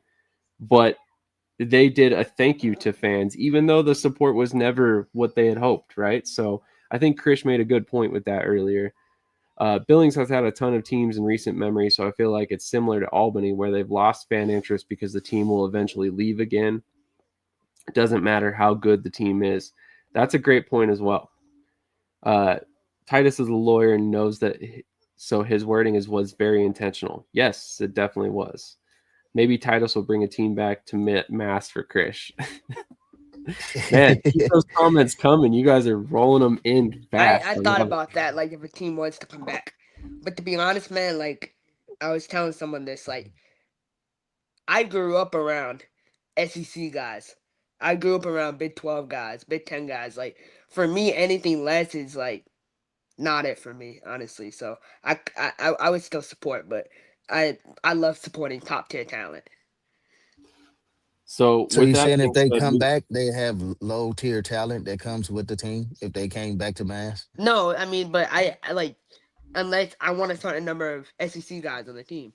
Like if they were to come back, if Steven Titus or someone else was to bring a team, like I would need top level guys. If not, then it wouldn't be the same, you know. well, I would say if it's Titus, you have a pretty good shot at that. Obviously he showed a willingness to invest in the team in terms of players, right? So let's How move many on from this topic, SEC though. guys does it take to get 7 wins in an entire season? At least 7. All right, so moving on to the next topic today. Sorry, Krish. Chris Goodman has been hired by the Oregon Lightning as the director of corporate sponsorships. Previously, the general manager of the Hot Springs Wise Guys originally, before they rebranded to the Arkansas Diamonds. What are you guys' thoughts on this move? I think it's a fairly big move for Oregon. It signals that they're not, that there's going to be more cooks in the kitchen now, able to focus on Yes. individual roles. Coach B, what are your thoughts on this one? I think it's a great hire. Chris does a good job. Only thing I'm scared of is how he's going to do a lot of the corporate sponsorships from Arkansas. He's going to have to be out there, boots on the ground at Oregon.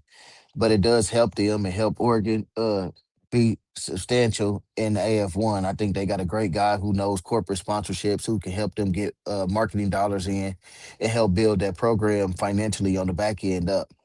I know a lot of people been saying they've been worried about if they'll make it through a season or not. I think they will. It just depends on how good their marketing team is, and Agreed. this helps right here. Agreed. And now, to me, this signals that Chuck Jones isn't doing it 100% on his own now. So I think that's big. Chuck Jones is awesome. I have nothing but respect for that man. Great guy. But at the same time, I think he needed some assistance there. So, TJ, Krish, what are your thoughts on this? Let's go TJ first. I mean, I love it. It shows that they are doubling down and trying to make it work long term. Like Coach B said, there were questions on, oh, are they going to make it? Or are they coming back? Everything else. This just affirms and confirms that they are looking to stick around and thrive. So I really love this move for Oregon. And, obviously time will tell and everything else, how's he going to necessarily run it from operating in a different state? We'll see. But I like this move, and it shows Oregon is committed to trying to make this thing work long term. Absolutely agree. Krish, what are your thoughts? I could see. So number one, I love this move. Number two, I could see Oregon looking to cut costs, and during the season or before the season, he realizes, okay, the money's tight because I'm the one owning the team, he might only do 10 out-of-state guys and 15 local guys. And because of that, they won't be competitive on the field. So that's just my opinion. I don't think Oregon is going to be good this year at all on the field. So We will. to be successful in any AF1, what do you think is the budget they need to operate to be successful in AF1? Are we talking strictly salary? Salary, marketing dollars, travel, because you can't have salary without travel, especially a team like Oregon. They're gonna have to travel a lot, and travel's not gonna be cheap.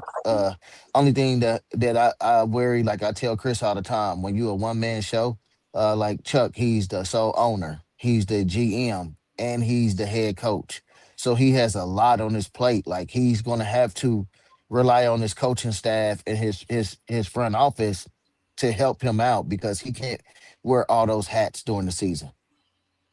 Agreed, and I think that's that's what the part that I always try to look at. Like when a team is bringing in guys like this, they're making an effort to become sustainable. It's never like obviously you having a full time coach that can do some of that stuff in the off season is great. It's going to be a huge boon for that team, and especially when he's part owner of the team as well or full time owner at this point. Yeah, But at full the time same owner. time, he needs some people he can lean on, like you said, in season that can focus on continuing to build relationships, continue to sell sponsorships, continue to keep the money rolling in.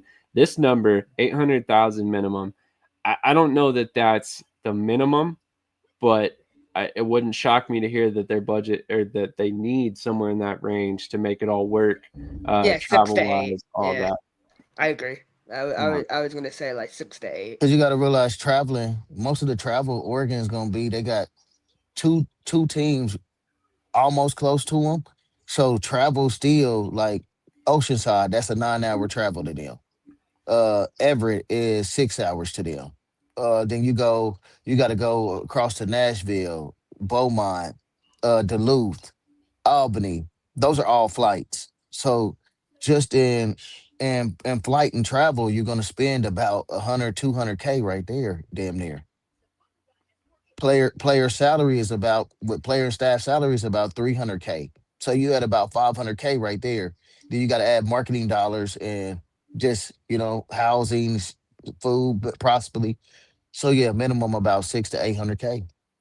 I mean, I'm not trying to like expose anyone here, but Chuck Jones went on strike a year ago from Oregon public schools for fighting salary because they were getting paid minimum wage. So if he's going on strike for his job that doesn't pay him enough, then how is he supposed to all of a sudden Minimum now wage afford? in Oregon is $20. Yeah, 15, whatever, 20, but still, the idea is like, how is he now? He's relying on sponsorships to get, like, I don't think he has the money to run a team by himself. So that's why he hired a sponsorship person because he wants to make it up in sponsor dollars. And we've seen that before with Corpus Christi. We've seen this story before. So, Yeah, you're gonna have to have, even though they hired Chris, I think you need at least 2 to 3 people with boots on the ground in Redmond that really can go get sponsorships because you got to get that Redmond and that Bend market because those two cities, Bend is 20 minutes from Redmond and Redmond is just on its own. A lot of people don't go to Redmond a lot, so you're gonna have to build up that business revenue in Redmond and Bend, and then try to branch out to like Portland is 2 3 hours away from you. So you fighting to get sponsorships, and I don't know how many people that lives in Redmond, Oregon, or how many businesses there. You gotta hope they got big dollars. Agreed. Agreed. Sponsorships can work covering the season. Just got to have the right people out there in the community. It can, but I think on a tight budget, right? And let's use Omaha for an example. I mean, Ricky's in the comments saying this right now. Omaha is probably one of the most self-sustainable teams based on sponsorship budgets that come in out there, right? And even he will say that they don't have a giant budget compared to some teams. Their budget is actually fairly small compared to some of the other teams out there because they are in a market where a lot of the things are a little bit easier to attain cost wise. So I think with that it takes the right people in charge to work the community, like they say right here. You got to have the right people out there working, but it can't be one guy. That's the Yeah. problem, you know. So I And think that's if the only thing gonna hurt Chris because he's not boots on the ground. So you could bring really, in a big a gunslinger like that, but he got to be boots on the ground.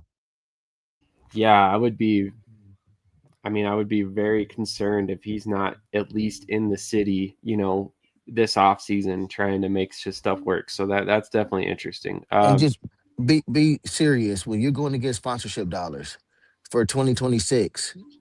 People, corporate 500 companies and big companies or companies period, their sponsorship money has to be dispersed out by January.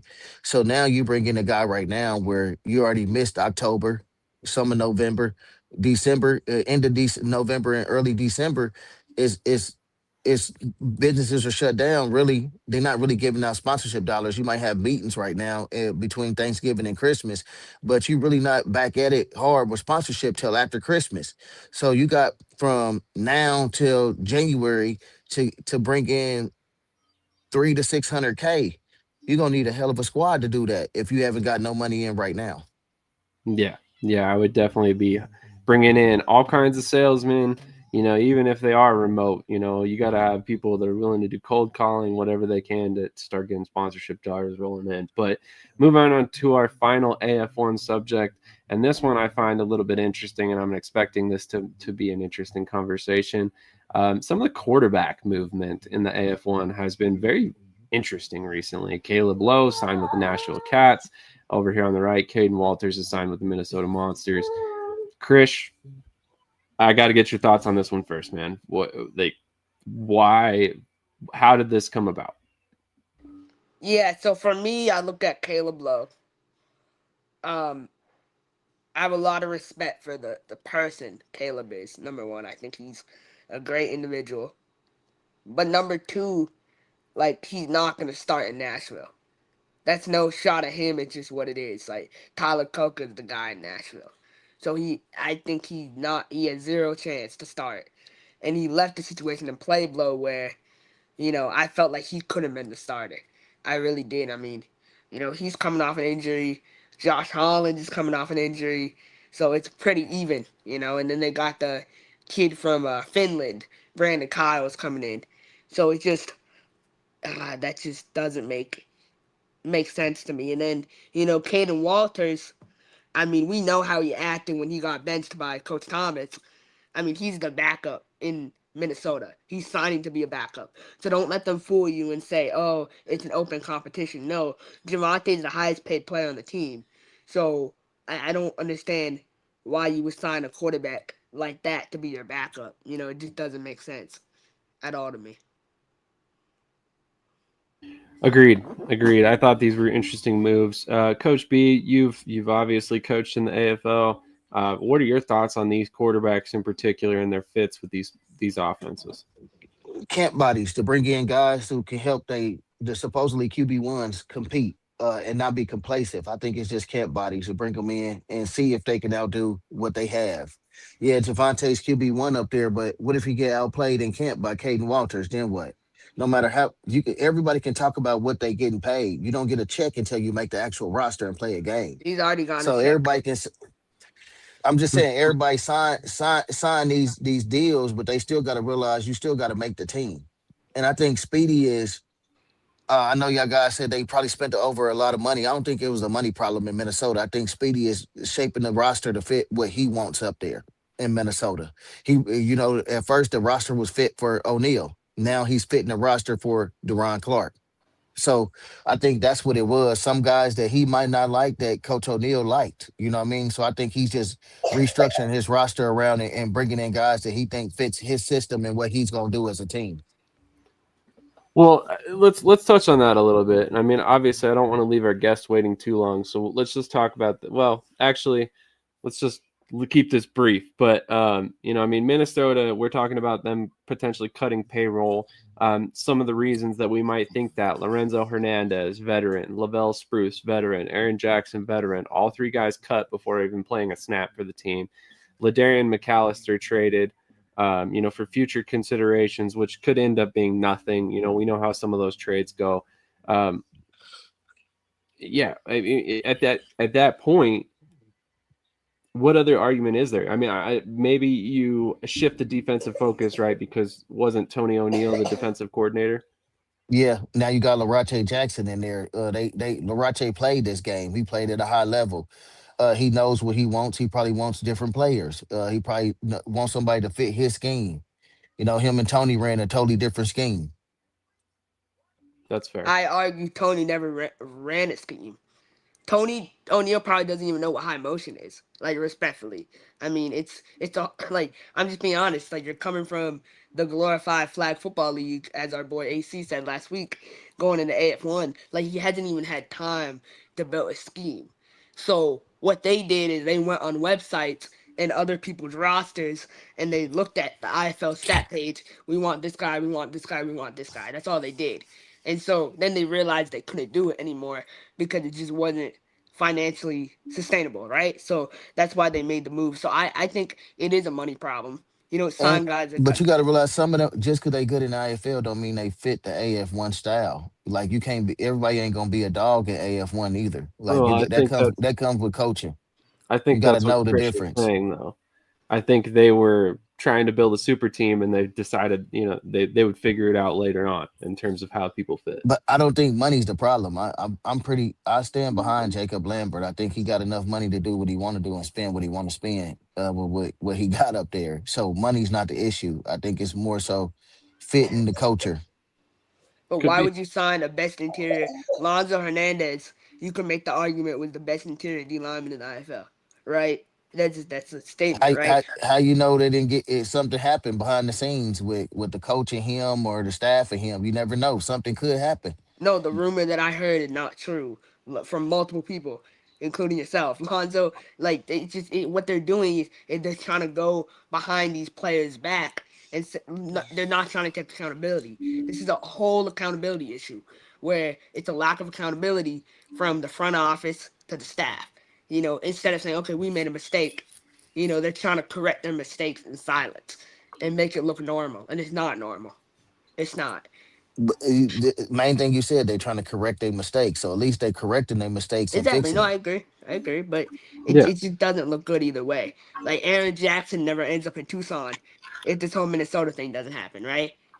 So True. it's just, I don't know. It's a lack of focus, and he was the best DB in Minnesota too. Minnesota had nothing at DB. They have nothing on defense. They're next to watch. They're gonna cut Claude Davis next. I know what they promised to pay Claude Davis. They're not paying him that. He's gonna get cut. I mean, it's just we'll see. We'll see. I don't want to guarantee anything, but it wouldn't surprise me if there are more cuts coming. But why. But one thing, why Javante? Like, I respect Javante, great family guy, nice guy, played in whatever league. He he's built not. up. He's not. What? He's not Why worth is to he be the the highest? highest. Why I know why is he the Yeah. highest paid player? Why? Like, just make financial sense. Why is he relationships. He did. relationships? He didn't even put up the best numbers in the TAL. No, like, Our quarterback with the goats, who's a DB, put up better quarterback numbers than him as a QB. he has a Yeah, great arm. which K, that's He has a why great arm. Cato and Josh Hollis the first year put up better numbers than him as a QB. but that's why my only answer is relationships. I didn't elaborate on that. That's the only reason that makes sense He in has my great mind. arm. He's talent. I mean, his arm talent is unbelievable. I Yeah, just don't think he's gonna fit the But AFL. no, I I think actually think he's a better fit in the AFL. Honestly, I agree. But I think yeah, learning the high motion, everything, like, they're spending all this money around him. Like, he better that'd be understand the high motion quick. Otherwise, it's gonna be a rough season for Minnesota. it'll be an interesting season to say the I least. got But faith in Speedy. I think Speedy know what he's doing out there. He gonna put the right guys around him to help him coach these guys up. And like the great hire with Larache at DC. Speedy Larache and knows Larache. No, Speedy and Larache oh god, here are comes the is Krish gonna hot no take. ready. Speedy and Larache might be a step above Tay and Solo in terms of how, like, non-compatible of a duo that is. And I guarantee you by week 3 they're gonna get into a fist fight on the sideline. I mean, Gee, well, that's quite the guarantee, Krish. yeah, I'm guaranteeing Dang, you all that right. week 3. All right, so we got a guest waiting behind the scenes, so we'll run a quick commercial break once again, and then we'll be joined by a very special guest, Rayshawn Kaiser, the new head coach of the Tucson Sugar Skulls. Thank you to Coach B for setting this up. Coach Kaiser is awesome. We've had him on the show multiple times before, but it's been a little while since we talked to him, so I'm excited to have him back on. You guys may not know this, former Massachusetts Pirates. I just wanted to be the first to mention that because I'm positive Krish will have at least 2 questions about his time in Massachusetts.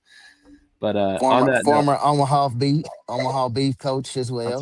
That's right. He won CIF championships at both spots. Yep, absolutely. So quick commercial break. We'll be right back. Thank you, everybody who's tuning in right now. By the way, like I said earlier, if you have not done so already, jump over to the YouTube channel, hit subscribe. Completely free to do. It does not cost you a penny, but you help us hit our goal of 3,000 subscribers by the end of the day. We were 9 subscribers away the last time I checked. We can hit that number today. All we need is your guys' help. Again, completely free, doesn't cost you a cent, and all you have to do is click one quick button. But on that note, Shady, before you go, somebody in the comments made a great comment. They said if J.R. Wells can make it, then Minnesota can too. And I know Speedy has more knowledge of the arena game than J.R. Wells. So I believe in Speedy. Yes, it's Columbus's arena in the background. You convinced yourself that Speedy is gonna walk off the plane and be there in our bet. Day one. Like, you seriously convinced yourself. And it's seriously concerning to me. I didn't say that. I just said if J.R. Wells can make it in the AF1, why can't Speedy? Because J.R. Wells has no knowledge of the game. Speedy won't make it. I'm saying Speedy is surrounded by just one more thing. Speedy is surrounded by, it's the cast they're surrounded by. It's not just the coach. He was thrown in this role. I think he'll do decent. Is he gonna win a championship? No. They have to accept that they won't win a championship this year, and it's fine. But he's going up against a lot of good coaches, and he has to be ready for that. That's it. He 100% is. I was just gonna say timeout because you guys have both been so harsh on J.R. Wells. So he's, in your guys' eyes, he's just barely squeaking by anyway. And then we're using him for the example. So it's kind of funny. But let's hit this commercial and we'll come back with Rayshawn Kaiser. Very excited to talk to him and hear all about his time in Massachusetts. Get in the game at BetUS, America's favorite sports book. Over 50 sports, live betting, online casino, horse racing, esports, and more. Start now and enjoy easy deposits, fastest payouts, and the biggest bonuses. And for over 25 years, BetUS is a name you can trust. Mention TV 150 now and get up to 150% in bonuses. BetUS, we've got your game. Call or visit betus.com now to join.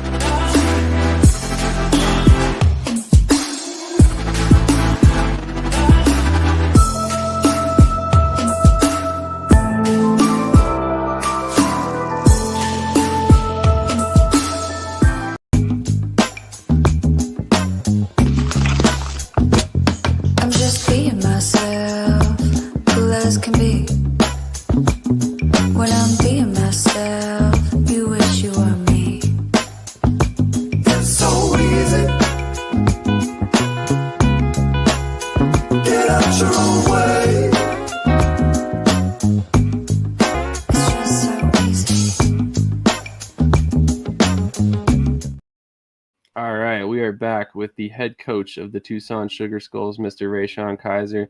Coach Kaiser, how are you doing this morning? Whoop. Sorry about that. Uh-oh. Hold on. I'm there we go. Sorry about that, Coach. So I'm pretty good. Y'all got me up early out here on the West Coast to do this show, but I'm excited to talk with you guys. I apologize about the early text message this morning. I had heard that Coach B talked to you about coming on, and I was like, oh, let me follow up with him real quick. Then I realized real quick that you're an hour behind even me in Mountain Time. So This is pretty early for you. I appreciate your time this morning. Yeah, no doubt. Let's talk football. Yes, sir. Yes, sir. So obviously, first question has to be, I mean, you were promoted from defensive coordinator, head coach in lieu of some changes there with Billy Back leaving for Tulsa. How did that all come about? I mean, and ultimately, what was the interview process like for you in particular? Well, me and Billy talked in the off season, and he pretty much said he was going to go in a different direction with his coaching career, and reach out to pretty much Kevin Guy and see what he planned on doing with the team, as far as head coaching next season. So we knew some stuff was in the works. I couldn't say too much, but we knew it was going to be an ownership change in Tucson, and the interview process was a little long. We got a new ownership group that doesn't know too much about the IFL, the coaches. So they had to interview to make sure they had the right guy.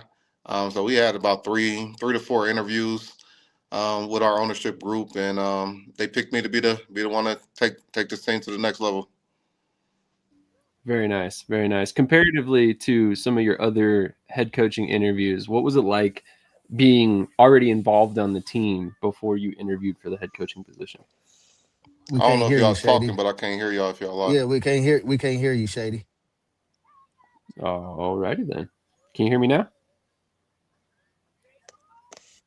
I mean, I can hear you fine. Yeah, I'm a little confused by that. Croach, can you hear me now? I can't hear nothing if y'all talking. I can't hear him either. Can you hear me, Kaiser? TJ, can you ask Coach a question and see if he hears you? Coach, can you hear me? Yeah, I can hear you, TJ. Can you hear me?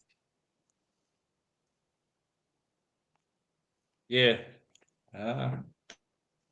Might be an All audio right. problem with Coach Kaiser.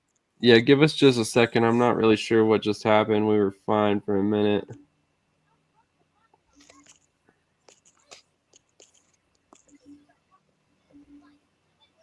Anything now, Coach?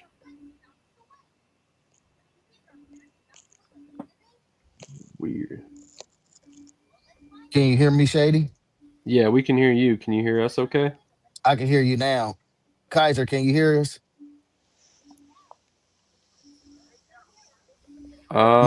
He might have to go out and come back in. Can you send him a message? Mm-hmm. Sorry about the technical difficulties, everybody. We appreciate you guys being patient with us. We'll see if we can't get Coach's audio fixed. Nothing, man. When it's live, you got to roll with it, Yeah, absolutely. Absolutely. We'll see if we can't get him fixed real quick. I have limited control on his audio from my end, unfortunately. So there isn't really much I can do I about it. shot him a text and let him know to go out and rejoin. Okay, cool. We'll go ahead and pull him off screen for now. We'll see if we can get him fixed up and get him back on. I apologize about the issues. Again, go ahead, Krish. Yeah, there was a couple comments from the people to talk about the trademark thing with the AF1. Okay. Are Go you for guys aware of the trademark issue? I am not. I'm actually gonna pull it up. On the it was on an article done by a guy, Anthony Carter. About the AF1? Yes. Yeah, okay. I heard that. Yeah, I saw his article. Apparently, there are multiple different outlets trying to claim copyright infringement on the AF1's league name. But hold on, we got Coach Kaiser back. Can you hear us, Coach? Yeah, my bad. I don't know what happened there. You're all good. You're good. It's part of a live show. Sometimes we have technical difficulties. We get them figured out. But anyway, Krish, why don't you go ahead and kick off the question? Yeah, it's good to see you, Coach. I guess my question for you is, the quarterback room. Obviously, you had Jorge Reyna last year. You seem to move on from him, go a little younger. You got Casey Odo coming in from Omaha Beef, and then you got Javi. I'm gonna butcher his last name, but talk about that quarterback room and kind of where you see it going for 2026. I love my two quarterbacks. As far as right now, going into 2026, we'll probably add one more to the roster as well. But Casey is a guy that I recruited when I was in Omaha. I think he got all the intangibles to be great in this league. He just been waiting for the right opportunity. So I think this would be a good opportunity for him to showcase his skills on the IFL level, see if he's ready for this type of talent, and see what he does. I'm excited to see what he does in camp with Coach Fuller offense. Same as Javier, great guy.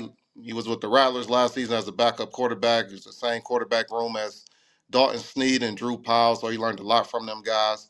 We're going to see if he's ready to take his game up to the next level. I know he's been itching for an opportunity to pretty much have his own team and run his show. So I'm excited for the two young gunslingers. I think Coach Fuller, being an offensive coordinator on that side of the ball, will work very well with both of them. And like I said, we add one more quarterback in that quarterback room as well. So we want competition at that position. We know without a good quarterback, you're not going to be successful in this league. So we're going to make sure we bring in three top quarterbacks that compete and can be starters for us.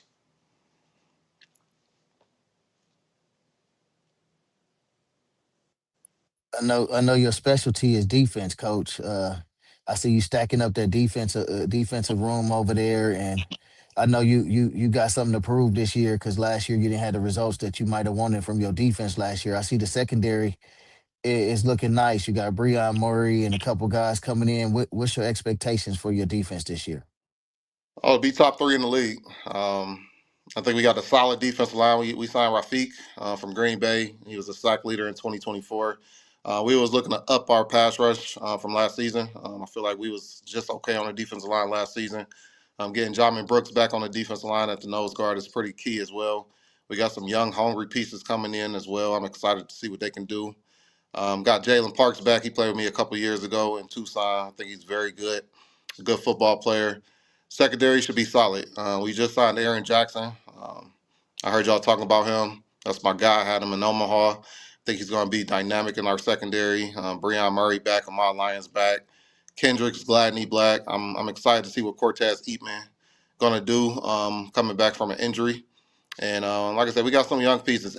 Edwin, Jalen Jordan, Lakevius Daniels, Ryan Nixon. We got some pieces in the back end. The secondary should be super competitive. So I'm ready to see them battle it out in camp and, see who's going to step up and make the most plays.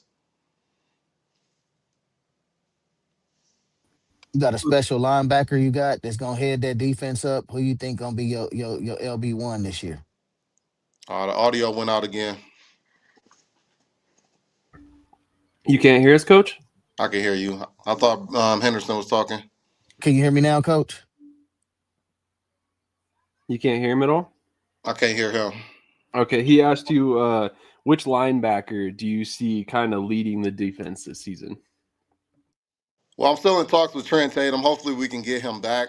He was a key piece of our defense that came in late in the season last year. So hopefully we can get him back. That's the goal. Outside of Trent Tatum, we have our Octavius Brothers played at Purdue, played at Auburn. I think he's pretty solid in the middle. He's a rookie. Got to teach him the game a little bit, but I think he is a playmaker. And I think Caleb Lundy is a really good linebacker. Played at Division II, All-American linebacker. Physical. I like him. He's a physical guy. I think he's going to fit this West Coast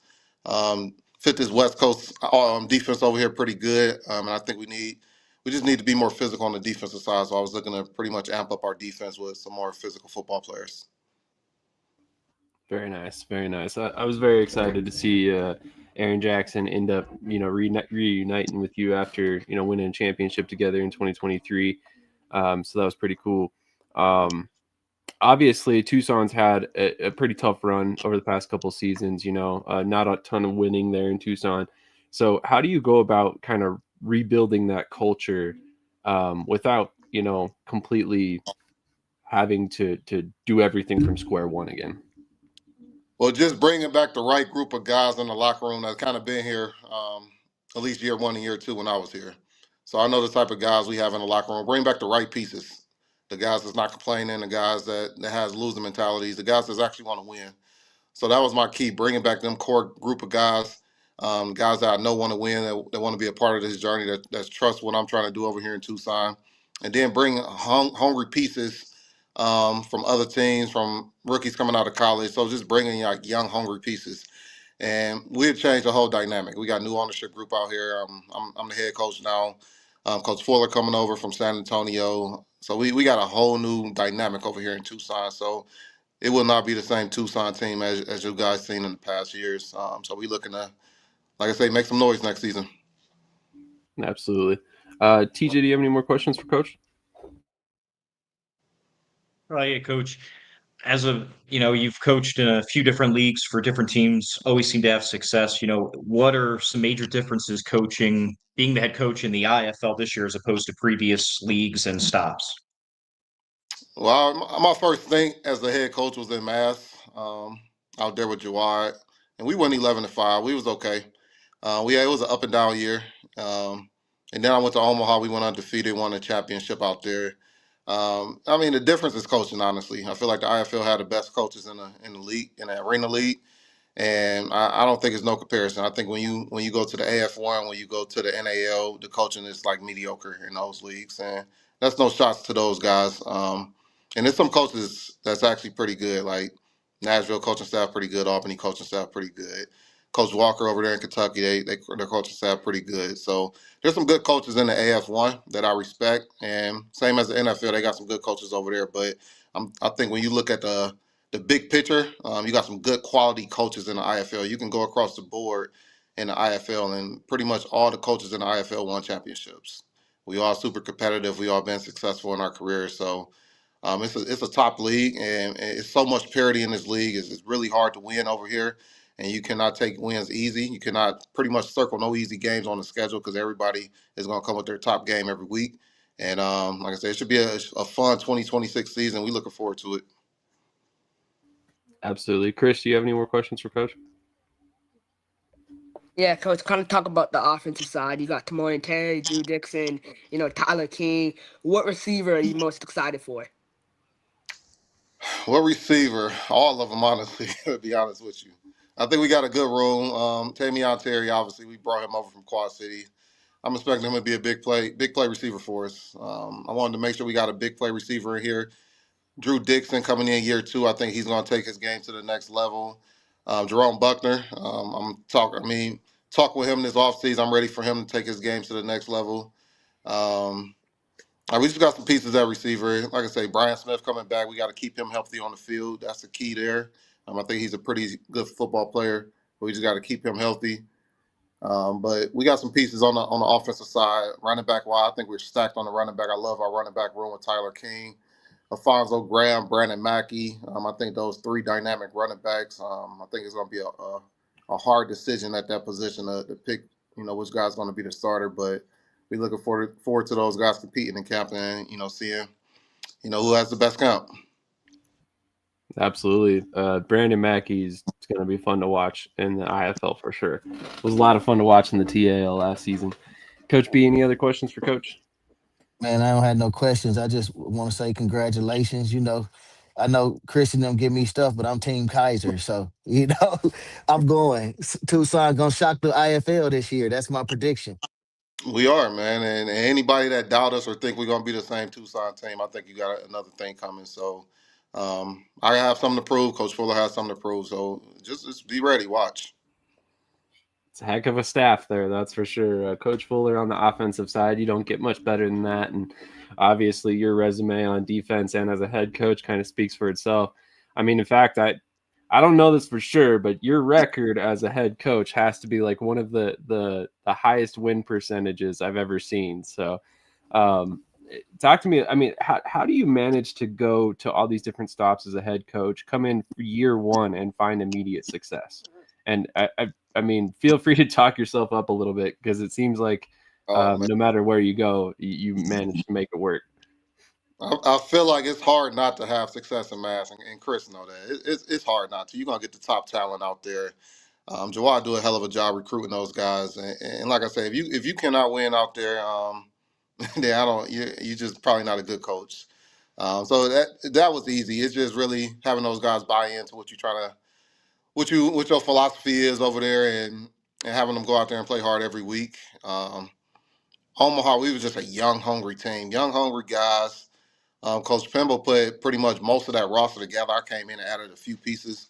But it was a lot of young, hungry guys, new to the game, got overlooked from IFL teams. And we just had a young, hungry group of guys, and they bonded well as a team. It was always fun seeing those guys hanging out, at our hotel and seeing those guys bond throughout the season. It was a fun season. It was a journey, and so like I said, in Omaha's a good situation. You're gonna get some really good talent over there. It's a great fan base. Ricky do a good job over there with all the sponsorships and whatnot, filling out the arena. So it's a good setup in Omaha. I feel like, and you'll see all the coaches that came after me, they won as well. So it's a good setup in Omaha. I just really been in good situations, put it like that, to have some success as a head coach. It's not all me. It's obviously ownership group. It's the players you bring in. It's the coaches you bring in. You got to make sure you surround yourself with the right people to be successful in this league. And we doing that over here in Tucson. My first goal was to, solidify this coaching staff, make sure we had experienced guys on this staff to teach these guys the game the right way and bring in some key players around the league and from our team last year and, like I say, make a run for this thing.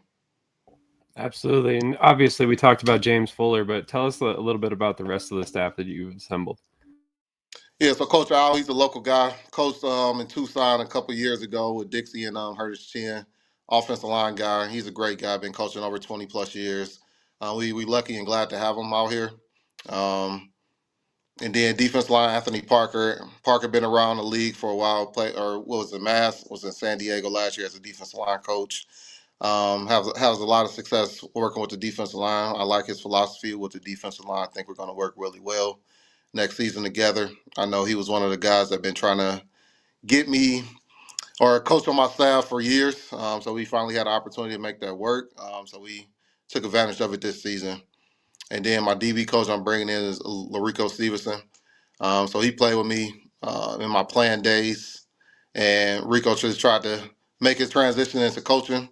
And I feel like, we pretty much learned under the same defense, the same philosophy in the AFL, and he speaks my same language, and that's what I was looking for, guys that kind of speak my same language to my DBs at least, and I think he's going to do a hell of a job transitioning over to a coach, and then that's it. That's all we got right now.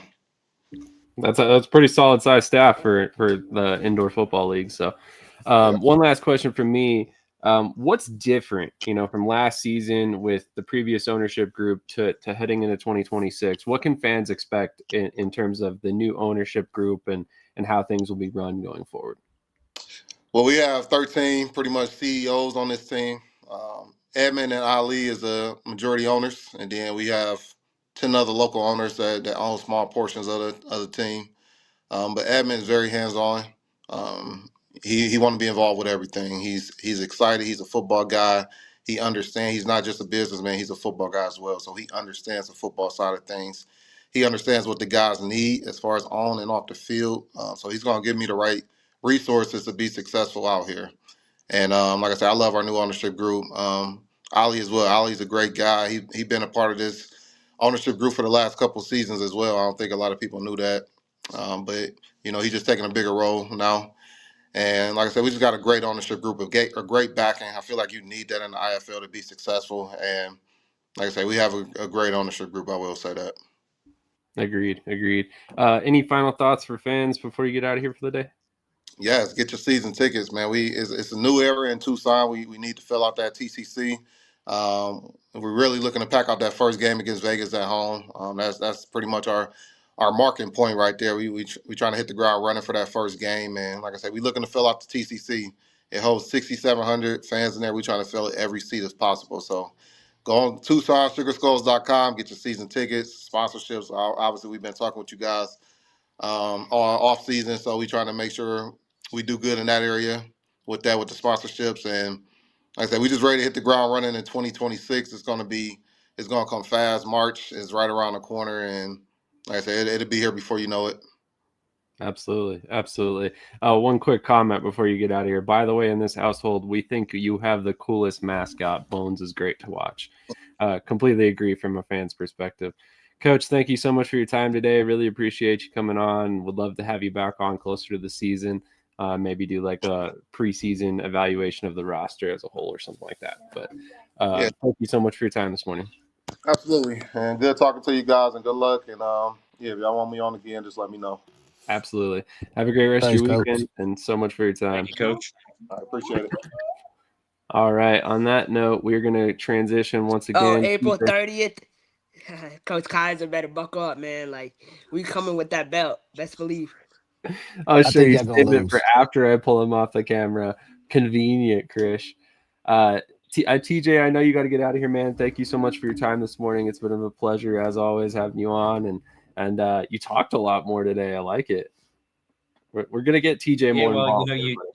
you challenged me in the chat this week, so I figured I'd amp it up a little. I had some extra coffee, so There we go. There we go. An extra cup a day keeps the doctor away, I hear. So on that note, if you guys watching are a fan of TJ's takes, make sure to hit that like button. Let him know how much you enjoy him talking more, because I think we're going to try and get him involved a lot more in the future. And I'm not sure what happened with Coach B there. We'll try and get him back on. There he is. And we're going to hit a quick commercial break. We'll come back. We'll finish up our talks on the AF1, mentioned the trademark issues we were getting into a little bit there for a moment. And then we'll also talk about a couple other subjects. We've got some news from the AAL. You know, we talked about it earlier. We are in the Columbus Lions Stadium arena. While we use this a lot, there's a little bit of a backstory behind why it's the background today, and we'll get into that as well. Plenty left to talk about, so stick with us. How many times a week? Like three, four times maybe. I gotta pump those numbers up. Those are rookie numbers in this racket.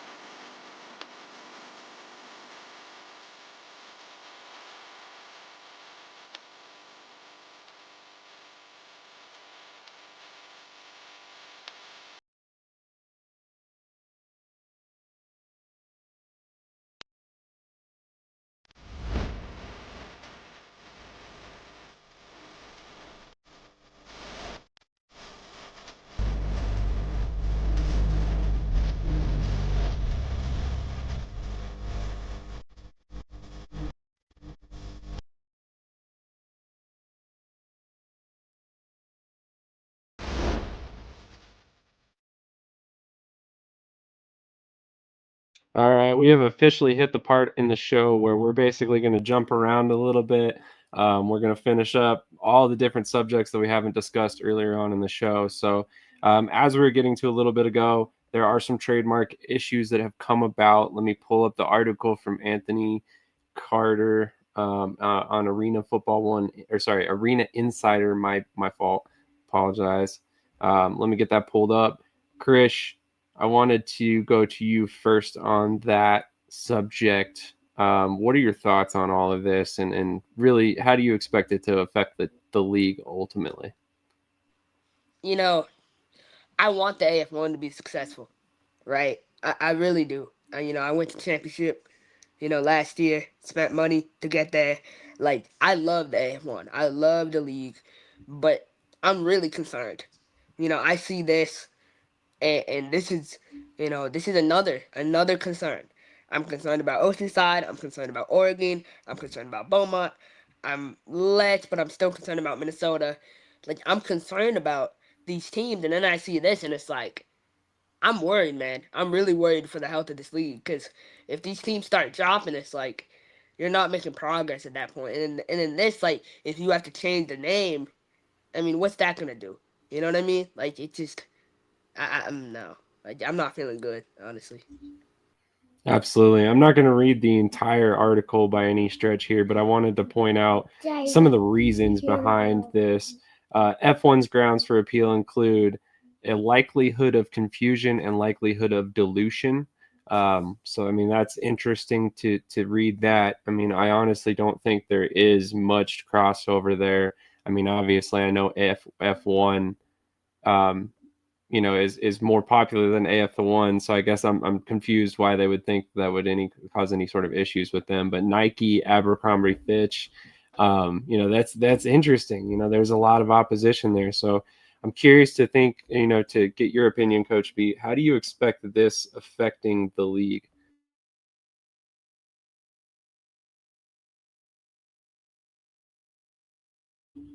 Oh, you're muted, sir. Can you hear me now? Can you hear me, guys? I believe so. Yeah.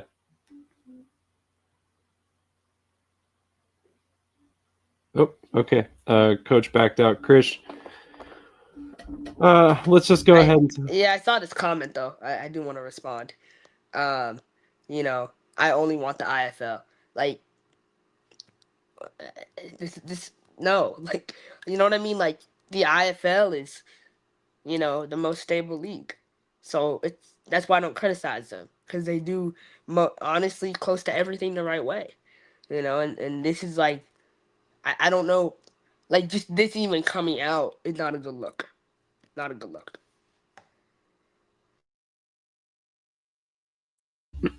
Coach B, can you hear us now? Yeah, can you hear me? Yep. Go ahead, give your thoughts on this. I don't really think it hinders anything, but it is a bad look. Uh a real bad look. I think they were so quick to jump from arena football and 24 to get away from that name and just start a new league that Titus and them didn't really do a vetting on what other entities would come about like this. So I think this is just poor management on the upper side of actually getting things done the right way behind scenes. And do it hinder anything? No, but it does say they do win the lawsuit. Then you got to change your name. That does hinder everything. Yeah, I do think there was a little bit of a haste in the decision, but I don't think they thought there'd be opposition because arena football one's been used in the past and nothing came of it to my knowledge in the lawsuit form of things. So it's weird, but just watch the league you want. Don't hate on other leagues. To be fair, Krish is not necessarily hating on the league. He's pointing out issues. Like let's be clear. I mean, if Krish I hated on the watches league, I all of wouldn't these leagues. spend. I spent what $500 to get up to Albany. Let's see, another two. That whole trip probably cost you know my people like 2,000. Just to make that trip to Albany happen. So no, I don't hate on the league, right? I invested money Can I in get the you league, some and cereal? I even bought merch, right? When Coach Thomas was so cheap, he couldn't even send me a shirt. I went out and I bought it myself. So it's I mean it's what it is. So. Just for the record, I'm pretty sure the coach doesn't have full budgetary, power. Just saying. Just saying. But on another note, I don't think that that's even remotely tied into this conversation. I'm just confused how But that it's even hard came not to up. be critical. I mean, you see these every year we have this discussion about a team folding. It'll happen this year in one of the leagues, and probably in the AF1 or, I mean, or NA or AIF, God knows, right? AIF I don't consider like whatever, but it happens every year. So it's important to be aware of it, that it might happen again. Do you think any AF1 teams are really financially in trouble where they might fold this year? Yeah, Oregon, 100%. Oregon, Beaumont. I mean, just what I know about Beaumont and salaries, and I mean, sixteen thousand Yeah, dollars I, for I player heard sponsorship. Yeah, I heard the salaries are pretty crazy in Beaumont right now. Like what yeah. they're trying to give out. Like y'all talk about Minnesota, but Beaumont been giving out NFL numbers to players from what I've heard. I just want to say if you're not carrying youth sizes in stock, that's a problem. Kids He make still up owed the me a bulk shirt of too.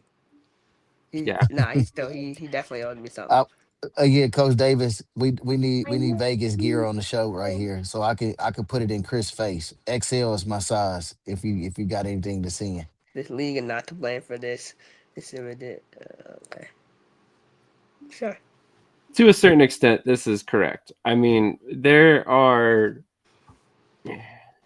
The reality is, anytime you choose a business name and you get any sort of traction, there's going to be somebody that's going to try and challenge it. There have been multiple challengers on the XFL name. There's been multiple challengers, I think, on the UFL name at some point. USFL, there was a trademark claim immediately as soon as they came out. So there's always people trying to get their hand in there one way or another. So I don't necessarily think I'm entirely worried about this. I don't know. We'll see. I mean, from It equipment just side, comes at the wrong time. You know what I mean? It comes at the wrong time. The league ain't where we want it to be. So then you see this, you be like, is it gonna take a step back or is it gonna keep going forward? So that's exactly what when you bring something like this that comes about, that's just make you question the AF1 more. yeah. And I mean, I think questions are fine, but I do think, let me just throw this out there, that about what I know about the AF1's process this year. I from an insider's perspective, or from what I know from my perspective with people I've spoken to inside the league, they have told me that there's one thing that has stood above all else when they've started vetting teams, and that is the existence of an arena lease before any team is ever announced. That fact right there is already a dramatic improvement over years past, right? Arizona, we So all so Oceanside does have a lease. that's what I'm told. I'm told every team that's been announced has an arena lease in place, and that's why they were announced. So supposedly, this is in place. And then again, I'm going off what I've heard from people in the league. But then again, I to me, that's encouraging, right? Because that's always, like I said, already a dramatic step forward over 2024 or 2025, where they announced teams both seasons that were not prepared to launch. I think going into 2026, the teams that you have in the league look a lot more solid from the outside looking in. Kentucky, is it a new team? Absolutely, yes. But Corey Cunningham has experience. He was with Corpus Christi. He basically helped that organization make it through the end of the season last year. Now he gets to start fresh in a new market and do his own thing from square one with a very experienced coach that knows what he's doing. Then on top of that, you have Minnesota, which, like you said before, the ownership group sounds solid financially. So as far as that goes, that's a win for the league. They've already played 2 seasons. They've gotten established, I believe in Lambert. I believe in Lambert. and that's a good. I trust your opinion. You were in the TAL, so you have a lot better indication of him than I would, right? So then you look across the league at teams like Michigan that was announced. That's the one that I don't know a ton about in terms of the ownership group, but to me, it's one of those situations. If it looks good, it's guilty by association in a good way, right? If all these other teams that they're adding are so solid, why should I be led to believe that the one team that I don't know much about is not as solid? Really is my question, right? So yes, I have questions about Oregon. Obviously Krish made some good points about the financial backing of the team with Chuck Jones as the main owner. Do I think he can do it? Yes, but the jury's out on if it will happen so far. They will have to make it through with a minimum budget, and I think he can hit the minimum budget, but he just has to have the right people in place. And we got to see more marketing staff, more people doing sales for him. He got to bring in a real crew. Can nobody do it on his own? And I know Chuck tries to do it on his own. He out there, he grinds every day, and I love his hustle. But it just ain't the same when it's just you. Agreed, My and I question think is for the lead, say that these teams can't make it through. Do the league have enough financial backing to take over these teams and help it function through the rest of the season? Because that's what I think should be happening if some do go wrong. That way, like we have a incident in the UFA, the team drops, so now you got 3 teams. If you have a team drop, it messes up the schedule. So I think if when you a lead, to be a league, you should have enough money as a league too to be able to operate a team if something goes wrong because this is your brand. And you want all these teams to be sustainable and last a full season. You don't want them just dropping out. So my question is, do you think the league has enough funding or will be able to take over one of these teams if something goes wrong with ownership? If I'm being honest, no. I don't think the league's just got $500,000 just chilling, waiting to take over a team, and I definitely know they don't have a couple million just sitting around if three or four teams have issues. I just look at Beaumont's, payroll. Like paying guys that amount of money is ridiculous. I know some of the guys they're paying. Like they offered one of our former players, 950 a game. I love my guy. He's not worth more than 500 in a pack of Skittles. You know what I mean? Like it's what it is. So respectfully, and he never played the AF1 style before. So 950, that you paying this man damn near old AFL money to come over. He 950. better be a stud. He better be an all-star. He wants those Skittles before the game too. Like no joke, you better get to him I'm on just time. being honest. Like when you're throwing around money and it's like this, right? Throwing around money. You're $70, Pete. That went to cover Darius Prince's 1 week he got paid for. You know what I mean? Like it's really unfortunate, but this is what these teams do, and so I don't know. I really am Also, concerned like about Beaumont. something like that happens, it's on the league. I think it's on the league to make sure fans get their reimbursement of their ticket sales if a team folds. I think it like merch. The league should be making sure these teams before they even dissolve or do anything get all this stuff out to people because it's not only just on that team, it's on the league too. Like this man paid $70 for a jersey and he never received it. That's unacceptable. The league should be making sure he gets a jersey because that's a fan that you won't probably possibly follow in the AF1 in the future and picking up another team. Like don't burn bridges in these cities too that goes down. We need to make sure. My thing is, how is the league operating it if it's not making money? Because the league has to make money to operate as well. Yes and no. To a certain extent, yes, you do. But I mean, at the same time, I mean, if you're getting entry fees from teams, as they come in, then that's probably part You got to of fly how across it country for is. these press conferences. You got to do. I know the league is paying for these flights for Jerry Curse and Fisher and all these people. Like they not paying for it on their own.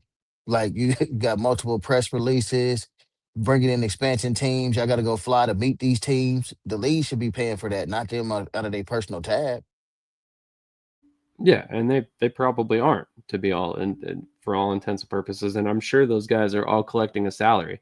So I mean, I don't know the entire structure of how they do their league fees or anything like that, but I don't think the league is necessarily making money. I think they're bringing money in terms of like I said, entry fees for teams, and then whatever teams pay on a yearly basis to cover all of that for operations. But with each team being part owner, I'm sure some of that cost falls on each team. Now, again, I don't know what that number is or how that all works, but a couple questions I wanted to get to real quick.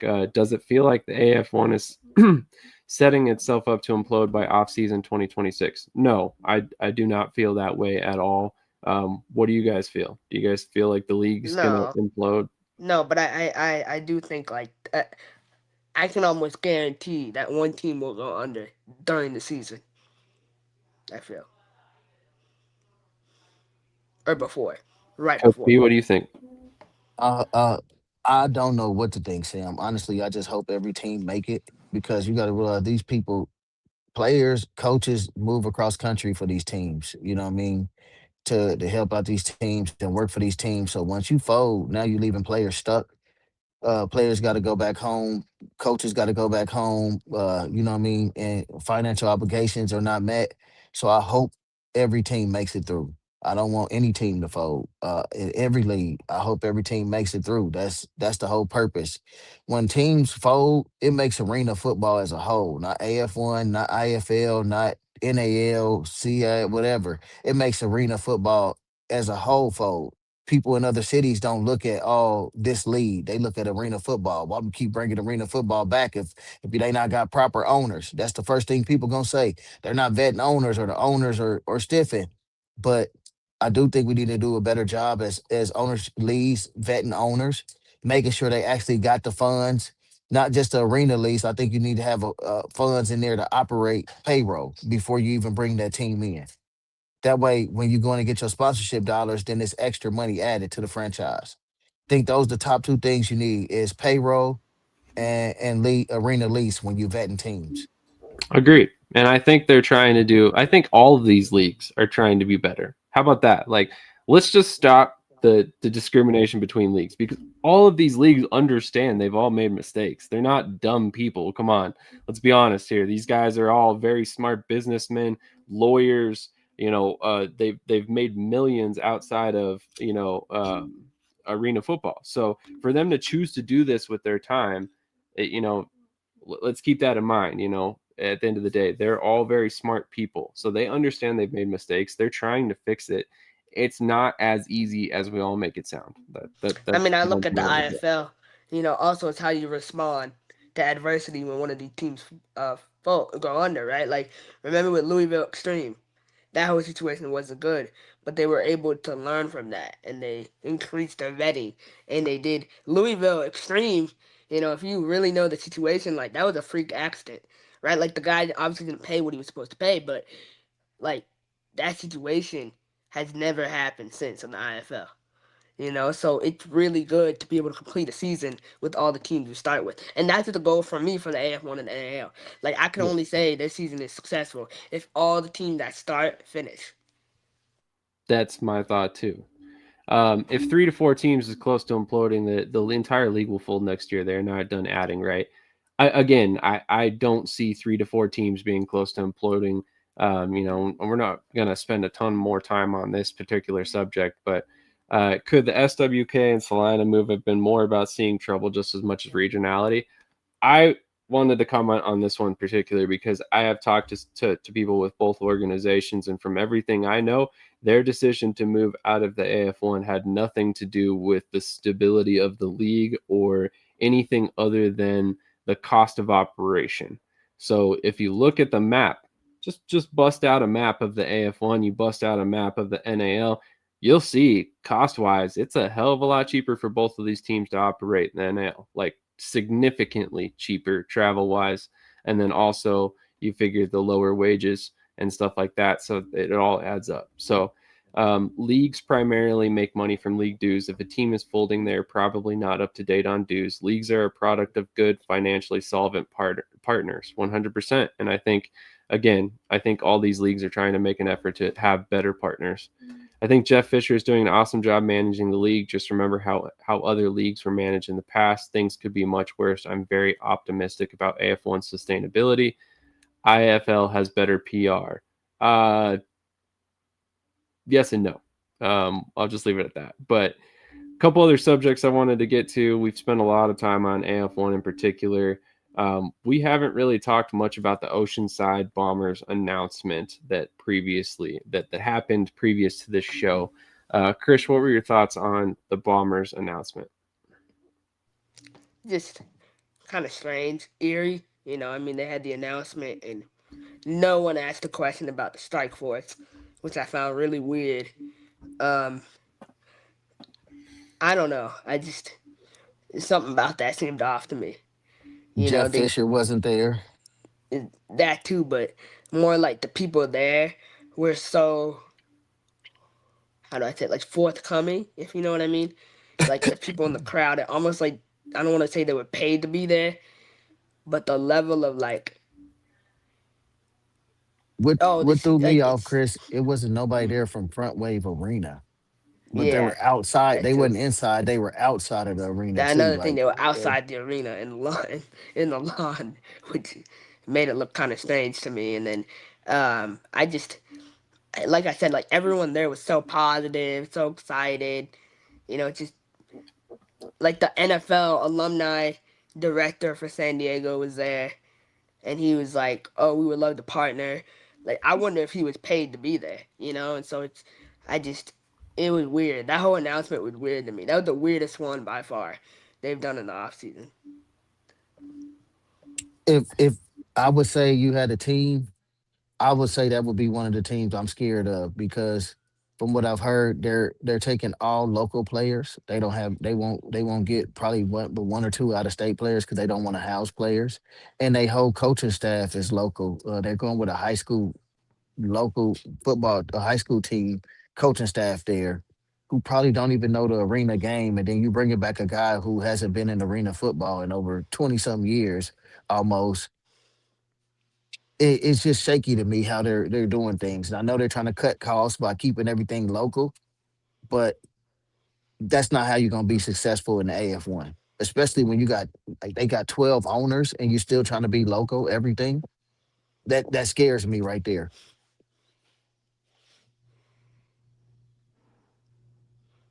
That's Yeah, and fair. then they got the LA Bombers logo. Interesting. I'll have to I've look off that up. another website. Yeah. I have not seen that. Caleb, this is a great question. How can two teams play in the same arena? Two teams can play in the same arena. Typically, in a situation like that, they would be in the same league, though. So that's kind of an interesting scenario that we'll see how it plays out. But I mean, But you could Shady, probably. you did say they have Kurtz and them told you every team has a lease already. So if they got a lease, I heard I once heard that they had the dates before San Diego too. That's what the whole time they've been working on this to get in there in the city of Oceanside. They're actually in Oceanside. That's where Front River Arena is. So I think they have more insight than San Diego Strike Force do on this situation because they're right there Yeah, and with the city council, the chambers, and all those people. So I think they might. I do think they might have a lease there, but I don't know how it's going to play out with San Diego and them playing there. so interesting note that I want to throw out there. I have heard some rumblings that the AF1 season might start later. That's significant because if you look at the IFL schedule, if say, we're looking at May, just out of curiosity, May 2nd, Saturday, San Diego's on the road. Week 9, they have a bye week. Week 10, they're on the road at San Antonio. Week 11, they're back home. But that's a 3-week stretch right there. And it progresses similar to that throughout the rest of the season. Week 12, on the road at New Mexico. So I mean, it's a situation where there is a little bit of timing that could work. We're week 13, they have another bye. So I mean, that's a 5 or 6 week stretch there where they have one home game. Sunday, June 14th, week 14, they're on the road again, Northern Arizona. And that's, I'm talking about San Diego, to be clear. So there's a pretty big stretch there where they have one home game in about 9 weeks, 8 weeks, something like that. So you never know. You never know. Maybe they front load their schedule, with them, still being in the later part of the IFL schedule. So San Diego gets a bunch of home games up front. They have that stretch where they're on the road a lot. AF1 can bust out a good chunk of their schedule. Boom, you go back to IFL to finish out that Yeah, schedule. I like this point by Coach Davis too. You got They still workman's need comp. Yeah, they exactly. need turf. They need dasher pads. They need nets. They need How hard is equipment. that going to be to replace too? In between games, take out the Strike Force, turf, put the Oceanside turf. Like that's going to be a nightmare. And then they took all the logo stuff. Like if that's true, then Off I'm the not. LA Bombers website. Yeah, Yep. I saw the website, so it's true. So yeah, nah, not a good look. The logo's directly from the LA Bombers. Let me pull up the Bombers logo real quick. They got and that's true at the press conference. The mayor and the chamber of commerce like Oceanside was the only team that's going to be competing in front wave. That was true. I did get that impression too. The way they were talking, they didn't say nobody said nothing about San Diego or anything like that. I want to dig into this comment right here. Oceanside seems like an ill-advised power move by the AF1 over the AFL. I don't think that was the intention by anybody, to be honest. I think you take teams where you have ownership groups. So, I mean, it's not like they're going to force a team into a market that they don't think is going to be sustainable. You have to have Oh somebody my that wants God. to be there. They got the same colors as the Bombers too. The LA According to Bombers. IFL, there might not even be Strike Force games in that arena. They're listing Front Wave Arena on all their games on the schedule. A successful team is one that can fill the stands despite their record. Oceanside's model seems to support this with the local model. They're building a real hometown team. Verse and yes, we discussed that earlier. They still need dasher pads, turf, nets. Yes, there's a lot more left to be done before. Equipment. They're gonna spit. They're gonna to operate this year. They really need about 1.6 million to operate. And I do want to bring up something too, Coach B. We both know this, right? Like San Diego, Adam Shackelford, Shaq from Spokane took over as team president, along with his offensive coordinator and director of scouting.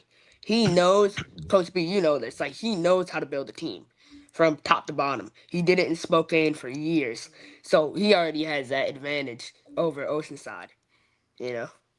Yeah, that's the only thing I'm scared of. Oceanside, like they keep saying they got 11 or 12 players signed already from IFL, different leagues and stuff like that. And I'm like, I saw they signed their first player with Rudy Johnson. If they line up with Rudy Johnson at quarterback, he will get crushed like a paper airplane. He will die. I mean, he just not built for the arena game at all. Like such a and dumb that's move. that. But that's the thing. Yeah. You bring in a coaching staff who don't know the game, and you trying to have them get taught the game. It's gonna be hard for them to be successful. I don't care how many California. Yeah, that's a good pool for market for players, but you can't tell me you can fill your whole roster with all California players for the AFL and think that's gonna be successful. It's not. I'm actually on the other side of that. I think if you're gonna put a team in any market and try to build completely off local players, California might be the way to go. California, Texas, Florida. I think those With three first year have with huge coaches advantage. who don't know the game and first year coaches, nah. You got to have an Well, advanced coaching staff if you're gonna do that. You got to put yeah, yourself. You got to that Coach Cree got to put himself around guys that know the game to help him build these players up because it's gonna be hard. I'm not sitting here saying they're going to go out and be a playoff team in year one. I see how financially they're trying to make it as cheap as possible. I see that they have a market that is talent rich, in my opinion. So I think that they could find a lot of California players that are willing to come play and house themselves. Honestly, it wouldn't shock me. So as far And as I know I that, saw a question to say, is there a league minimum? Yes, there is a league minimum in the AF1. $400 per game. 400 is the league minimum. Yep, they cannot pay any less than that. So at a minimum, you're paying. I think it works out to like. I think I did the math at one point. It's like $10,000 a week or something like that. I'd have to do the math again. So, um, it's a pretty substantial amount over NAL, but at the same time, it's not terrible. Like teams can make it work in year one. Man, a lot we had to get to there. Let's move on to the AAL. They recently Oh announced wow! a what's that? Did you see that last comment? That might make sense too.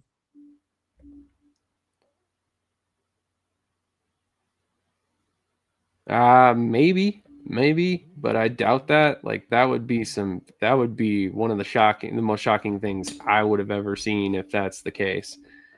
But moving on to the AAL, we have some news out of the Columbus Lions. They have a new majority owner. Roger Beck has been announced as the new majority owner for the AAL Columbus Lions.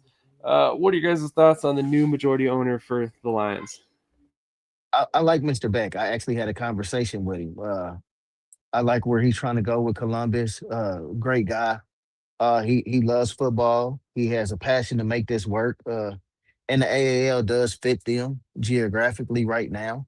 Uh, and he does want to go to a bigger league eventually, but he wants to make sure he gets everything back in place with Columbus. And I like what he's doing and where he's going with it. Krish, any thoughts? Yeah, I do too. I think build it up for a year. He can learn, what it takes to own, and then maybe they move back to the NAL or maybe they try the AF1. I don't I don't necessarily know that they're going to be moving to a bigger league anytime soon. I could see them building the AAL into a bigger league, but we'll see how things go.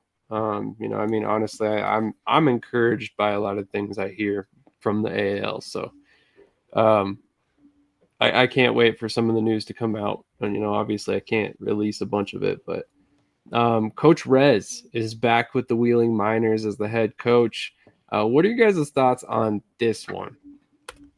It's kind of shocking the way he was talking about how they were going in a different direction and he wasn't going to be a part of that. Then he goes back. So that's the only thing that threw me off. But I like Coach Rez and Willing, what he built. I think he should continue to keep building there. And maybe they make it back to the big show. Yeah, And maybe the absolutely. big show, I mean, this might sound, really optimistic, but obviously they would need, and I'm not saying now they're ready, they would need a ton of changes. But there is an ECHL team down the road that plays in the same arena, the Wheeling Nailers. We look at the IFL model, and we look at Wheeling, and I think Wheeling could be a nice IFL market eventually. Not now. And the reason why I say that is because if you look at the rumor of, you know, the Greenville, South Carolina team for the IFL that we've heard before, right? Wheeling is only an 8-hour drive. I say only, but it's pretty close by to the Greenville. So maybe that fits the model the IFL is trying to grow. But they would need a lot to make that happen. But I could see that eventually. But more short term, I could see them playing this year and then going to AF1. Yeah, that's what I think. I mean, it could happen. I could see the AF1 trying to make a play to add all the AAL teams to strengthen their East Coast presence, but I'm not sure that a couple of those teams would fit. But who knows? I Onto the think TAL. I think they should use the AAL to grow some of these new franchises that want to come in or new teams that want to try to go arena and be professional. Use the AAL as a stepping stone and then branch off to different leagues once you get financial stability and you get the thing going. That's my thought as well. I mean, AAL is a smaller league and it's regionally based, so you can kind of keep the costs a little bit lower on teams early on. And then that also they don't have as high salary restrictions. So with that, it's a lot easier for these teams to come in, get established, build a fan base, and then they can move on. Basically, it's just one of those leagues that makes for a good feeder. But shooting over to the TAL for a quick minute, there isn't really a ton of news, but Cam Bruffett or is it Burfitt or Bruffett? Springfield's coach, Yes. the Ozarks. Lunkers, Sorry. The Ozarks. Lunkers head coach is returning. I believe it's Cam Bruffett. I apologize, coach, if Yeah, I'm saying your last name incorrectly. Is returning to Ozarks for 2026. Are you guys surprised to see this move or? yes, I am. I thought he was done. I think they need to move on with Cam. I love him, but I think they need a new culture down there. I think they need somebody else to head to him over there and just move forward. I don't think he fits them no more. I think that he doesn't have the locker room. He don't have the players support no more down there. I think he needs to move on. Interesting. Krish, what are your thoughts on this move? Yeah, I mean, look, I'm gonna just be honest. I agree with Coach B. You spent money and you went out and you got Tyler Coca, and you couldn't win a playoff game. You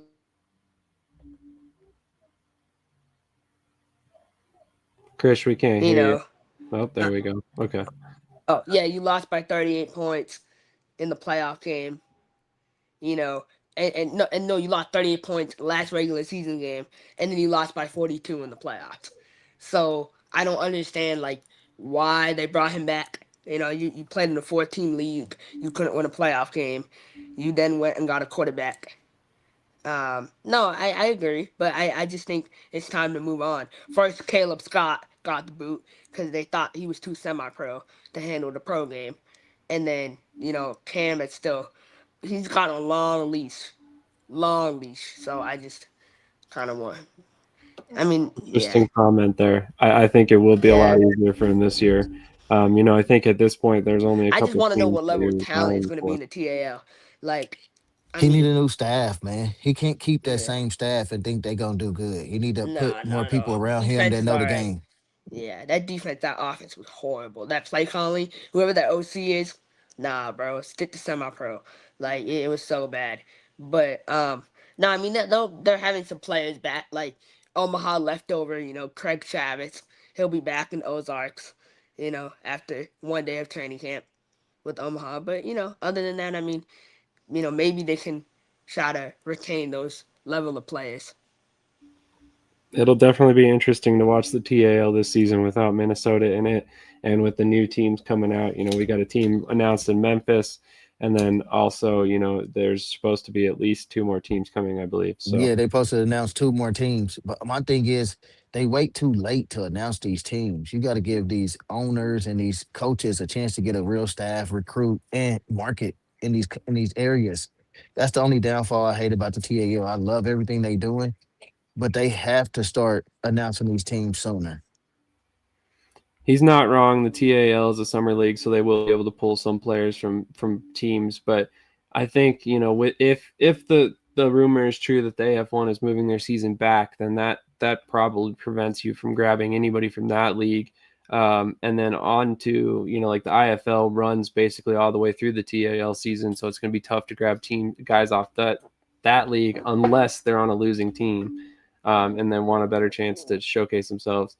But it'll be interesting. O'Neill says goats are the new monsters, so it'll be interesting to see if that is what happens. But jumping back over to the IFL for one little bit of news that I did not cover earlier, Joseph Carter from Jacksonville Sharks has been signed by the Saskatchewan Roughriders for the Grey Cup game tonight, which I thought was pretty cool.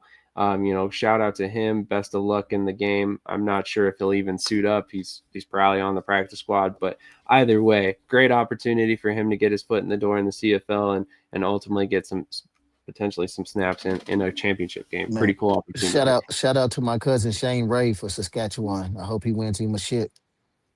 There you go. There you go. Shane Ray, former Bronco. All right, Krish, what topics did you want to cover in the NAL? I just had transactions, but Yeah, you can pull those up. Or you can.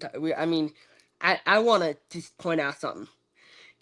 People say, "Oh, you're so hard on Pueblo." Tay this, solo this. Um, so they signed Caden Berger, right? Um, he's listed at 6'4", 350. Now, if they cared to do additional research, which clearly they don't, right? Because they just signed whoever, you would know that Caden Berger has gotten cut from not one, but two teams for lying about his height and weight this offseason. He got cut from Amarillo, and then he signed with Iowa and got cut from there. So, you know what I mean? Like, it just, it's so funny to see them sign him. Their offensive line is terrible. They signed Colt McCracken, I think his name is, semi-pro guy. Doesn't impress me. Like, their offensive line is going to get whoever their quarterback is killed. Um, so I'm not excited about Pueblo at all. They signed Andre Thomas Cobb, a third-string receiver with Wheeling in the AAL. Like, alright, cool. Like, but I think if I was Pueblo, and I'm talking to you, Tay. I know how much you pay Kyle Lester, so don't try to hide it. You paid him a lot of money, but then he jumped over to Michigan because he lives in Detroit, and they matched the amount of money he was getting paid. Take the money and go to Carl Robinson in Beaumont and beg him. Do whatever it takes. Throw whatever amount of money and tell him, look, you're 2-0 against Coach Negron. You have an opportunity to sweep Coach Negron and go 3-0 against him. Opening game. So come over and you can play solo as offense. Like I would try to sell that really hard to Robinson I, because they I need think another I think quarterback. Solo got a better chance of getting him than Tay does. Him and Solo got Yeah, that, that's that chemistry. So I think Solo would be the one to get him. But it also Beaumont probably threw them Superman numbers at him too to keep him down they there. did, and the team around in Beaumont, the line like he had Mike Brown, Oliphant. I mean, he got a great line protecting him in Beaumont. In Pueblo, he might get like killed Like anyone will get killed in Pueblo, but it just, the line and the receivers are a little better in Beaumont. So, but I would try. I Look would at really try. Sam. Look at Sam. Sam, like, oh my God. So out of curiosity, where was this hate for like Iowa, who signed Caden Berger, and Amarillo that I signed reached out Caden to Iowa Berger? privately. I reached out and they were aware. They're like, oh, we made that change, Okay. But Did you reach out to Tay privately? I reached out to Solo privately, but I'm not gonna. Oh. He'll investigate it, and they'll find what they find. Like, hey, learn the hard way when you shows up to camp. Learn the hard way. So I'm just trying to understand why the hate for these teams publicly, but the other teams were allowed to just skate by doing the same It's exact different. moves in the When you've same been exact moving a league. certain way the whole off season, like I don't mess with that. So, but I did want to highlight something positive. Pueblo, their receiving core is looking nice. I won't lie. They signed MJ Harris from a Tucson Skull. He was nice. Good slot receiver in the IFL. I did want to point out one signing that I'm really excited about. Really, really excited about it. Dallas Bulls this week. They signed a linebacker named Lewis Matthews. Lewis Matthews played at Grambling State. He was an all-SWAC linebacker, and he was top 15 in the FCS in tackles in 2023. This is a UFL and CFL prospect. Really good, 5'10", 210 pounds. What a find by Coach Rodney. What a find. I mean, just that move alone, that puts their linebacker room ahead of Omaha's linebacker room, in my opinion. So, what a They big still move. got to call a defense, and I'm not sold on that D coordinator. Hey, but you know what? At least they're trying. He's really trying to put together a team. I'm not saying they'll be competitive, but I'm saying that they have the pieces in place to be competitive. So Krish, what do you think about Colorado signing Desmond Hill from the tryout? he looked real fast on tape. The video I saw of him, like, wow. But it's just a child, so we need to see how he does. But that preseason game is going to be huge for a guy like him to get acclimated to the indoor game. So that might be a nice move for them. Absolutely. I, Apparently, I liked him too. yeah, he looks good. I mean, he looks good. So I mean, it'll be interesting to see what he can do. Definitely seems like an interesting prospect for sure. A couple moves out of Southwest Kansas that I wanted to ask you guys about. Torrance Carr returns to Southwest Kansas. A veteran receiver, another guy that's played there. They also brought in two defensive line, Josiah Silver and Brandon Wright. What are you guys' opinions on these ones? Josiah Silver's a nice move. He played at UNH, a second team all conference guy, a second team all FCS guy. He reminds me a lot of Ezekiel Rose, our former D lineman now with Kentucky, his play style. So he's a great bull rush guy. I'm excited for Josiah in the NAL style of play. That's a nice move. I'm starting to like Southwest Kansas. Period. They starting to be my sleeper team. They coming along just fine. I think they roster fare out a little bit better than Salinas right now. Than a few other teams in the league.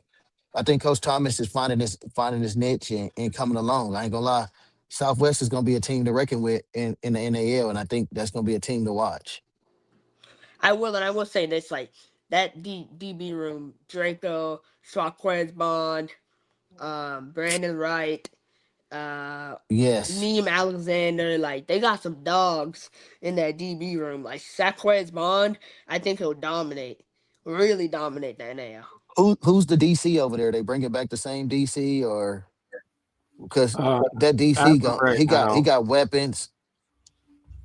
it sounds like there might be a change there. Coach Sheck, that was previously defensive coordinator, took a position outside of football that might prohibit him from doing coaching this year. My guess, and from what I've heard, it was there's probably a coach on staff that would take over. But we might see Coach Thomas calling defensive plays. Maybe. We'll see. No, Okay. please, no, don't do this. Don't do that, Coach. I go and hire a DC. You don't want to be looking funny out there. Oh, well, I'm not saying there won't be a DC. He just might be the guy on the field relaying the That's play. too much. We'll Too see. much. We'll see. But yeah, interesting conversation. Lots to talk about today. But definitely would love to love to revisit some of these topics in a couple weeks here when we have a little bit bigger picture on what's going on. Thank you, everybody who tuned in today. We only have 2 likes. What the hell, man? What the hell? Hit that like button. Do us a solid. Hey, Hit I the got, like, follow I us, go subscribe, do mhm, everything. 100%. I got one thing to say. Monday, we announced a new chapter, 10:30 a.m. Eastern. Tune in to Pirates social media. And my message, man, y'all are fucked. For real. Like, we're coming. And I say that every year. But this new coach, man, once you see it, bro, Coach Mike Davis, he's been having nightmares. Let me tell you. Nightmares. So it's about to be bad. We're coming So for it that chip. are we gonna be the TB Pirates or the OR It Pirates? don't matter. It don't matter the low. It's the same blow. That's my saying. So come and catch us outside, This man. coaching staff better be top tier too. It is top tier. You ain't. No one's ready, man. No one's ready. I'm telling you. It's up this year for real. It'll be interesting. Lots more off season to go. Tons more stuff to learn. Oh, 6 likes on YouTube. Awesome. Glad to hear it. So sorry. You know, I Apparently, hear all this talk about how my boy Ben McCoy is a great recruiter. Nah, he's good, but Jawad, Jawad ran so all these other recruiters could walk. Oh, So he here set the we go, standard man. for sure. Here we yeah, go. yeah. We could be on this rant for another 3 hours. So I'm just gonna Go go ahead, ahead and end the end it show, here. Shady. Yeah. Thank you, everybody, for tuned in. Once again, jump over to YouTube, hit the subscribe button, do us a solid, help us get to 3,000. Also, we have a free broadcast on our second channel today of CSU Rams versus New Mexico Lobos. 100% legal. It's not going to get banned midstream or anything like I'm that. So tuning definitely in. I'm tuning jump in. over and top up. Definitely appreciate that. So we will catch you guys next Saturday, 8 a.m. Eastern, right here. We got a couple guests lined up already for next week. Should be a great one. We're starting to bring on all the Krish haters, so I'm hoping to get like a long line of people. So if you want to come on here and tell Krish a piece of your mind, you go ahead and hit my DMs. We'll get you on here. I Have a want my great rest of Pueblo your. guys, man. And they're ducking the smoke though, so it's fine. It's cool. I'll see y'all week 1 in I Omaha. You tried. can't duck me. I tried. I invited on Tay and invited on Solo, and it is what it is. So I'll keep trying to get somebody from Pueblo on. Obviously they're kind of my team I'm rolling with in Colorado this year. So we'll see what happens, but we'll have other opportunities. Lots more shows to go. Yeah, I mean, in the beginning of June, they won't be doing anything. It's not like they're making the playoffs anyway. So, they'll be unemployed, and there'll be a lot of time for them to come on. So it'll be nice. All right. On that note, we'll catch you guys next week. Have a great afternoon. Oop.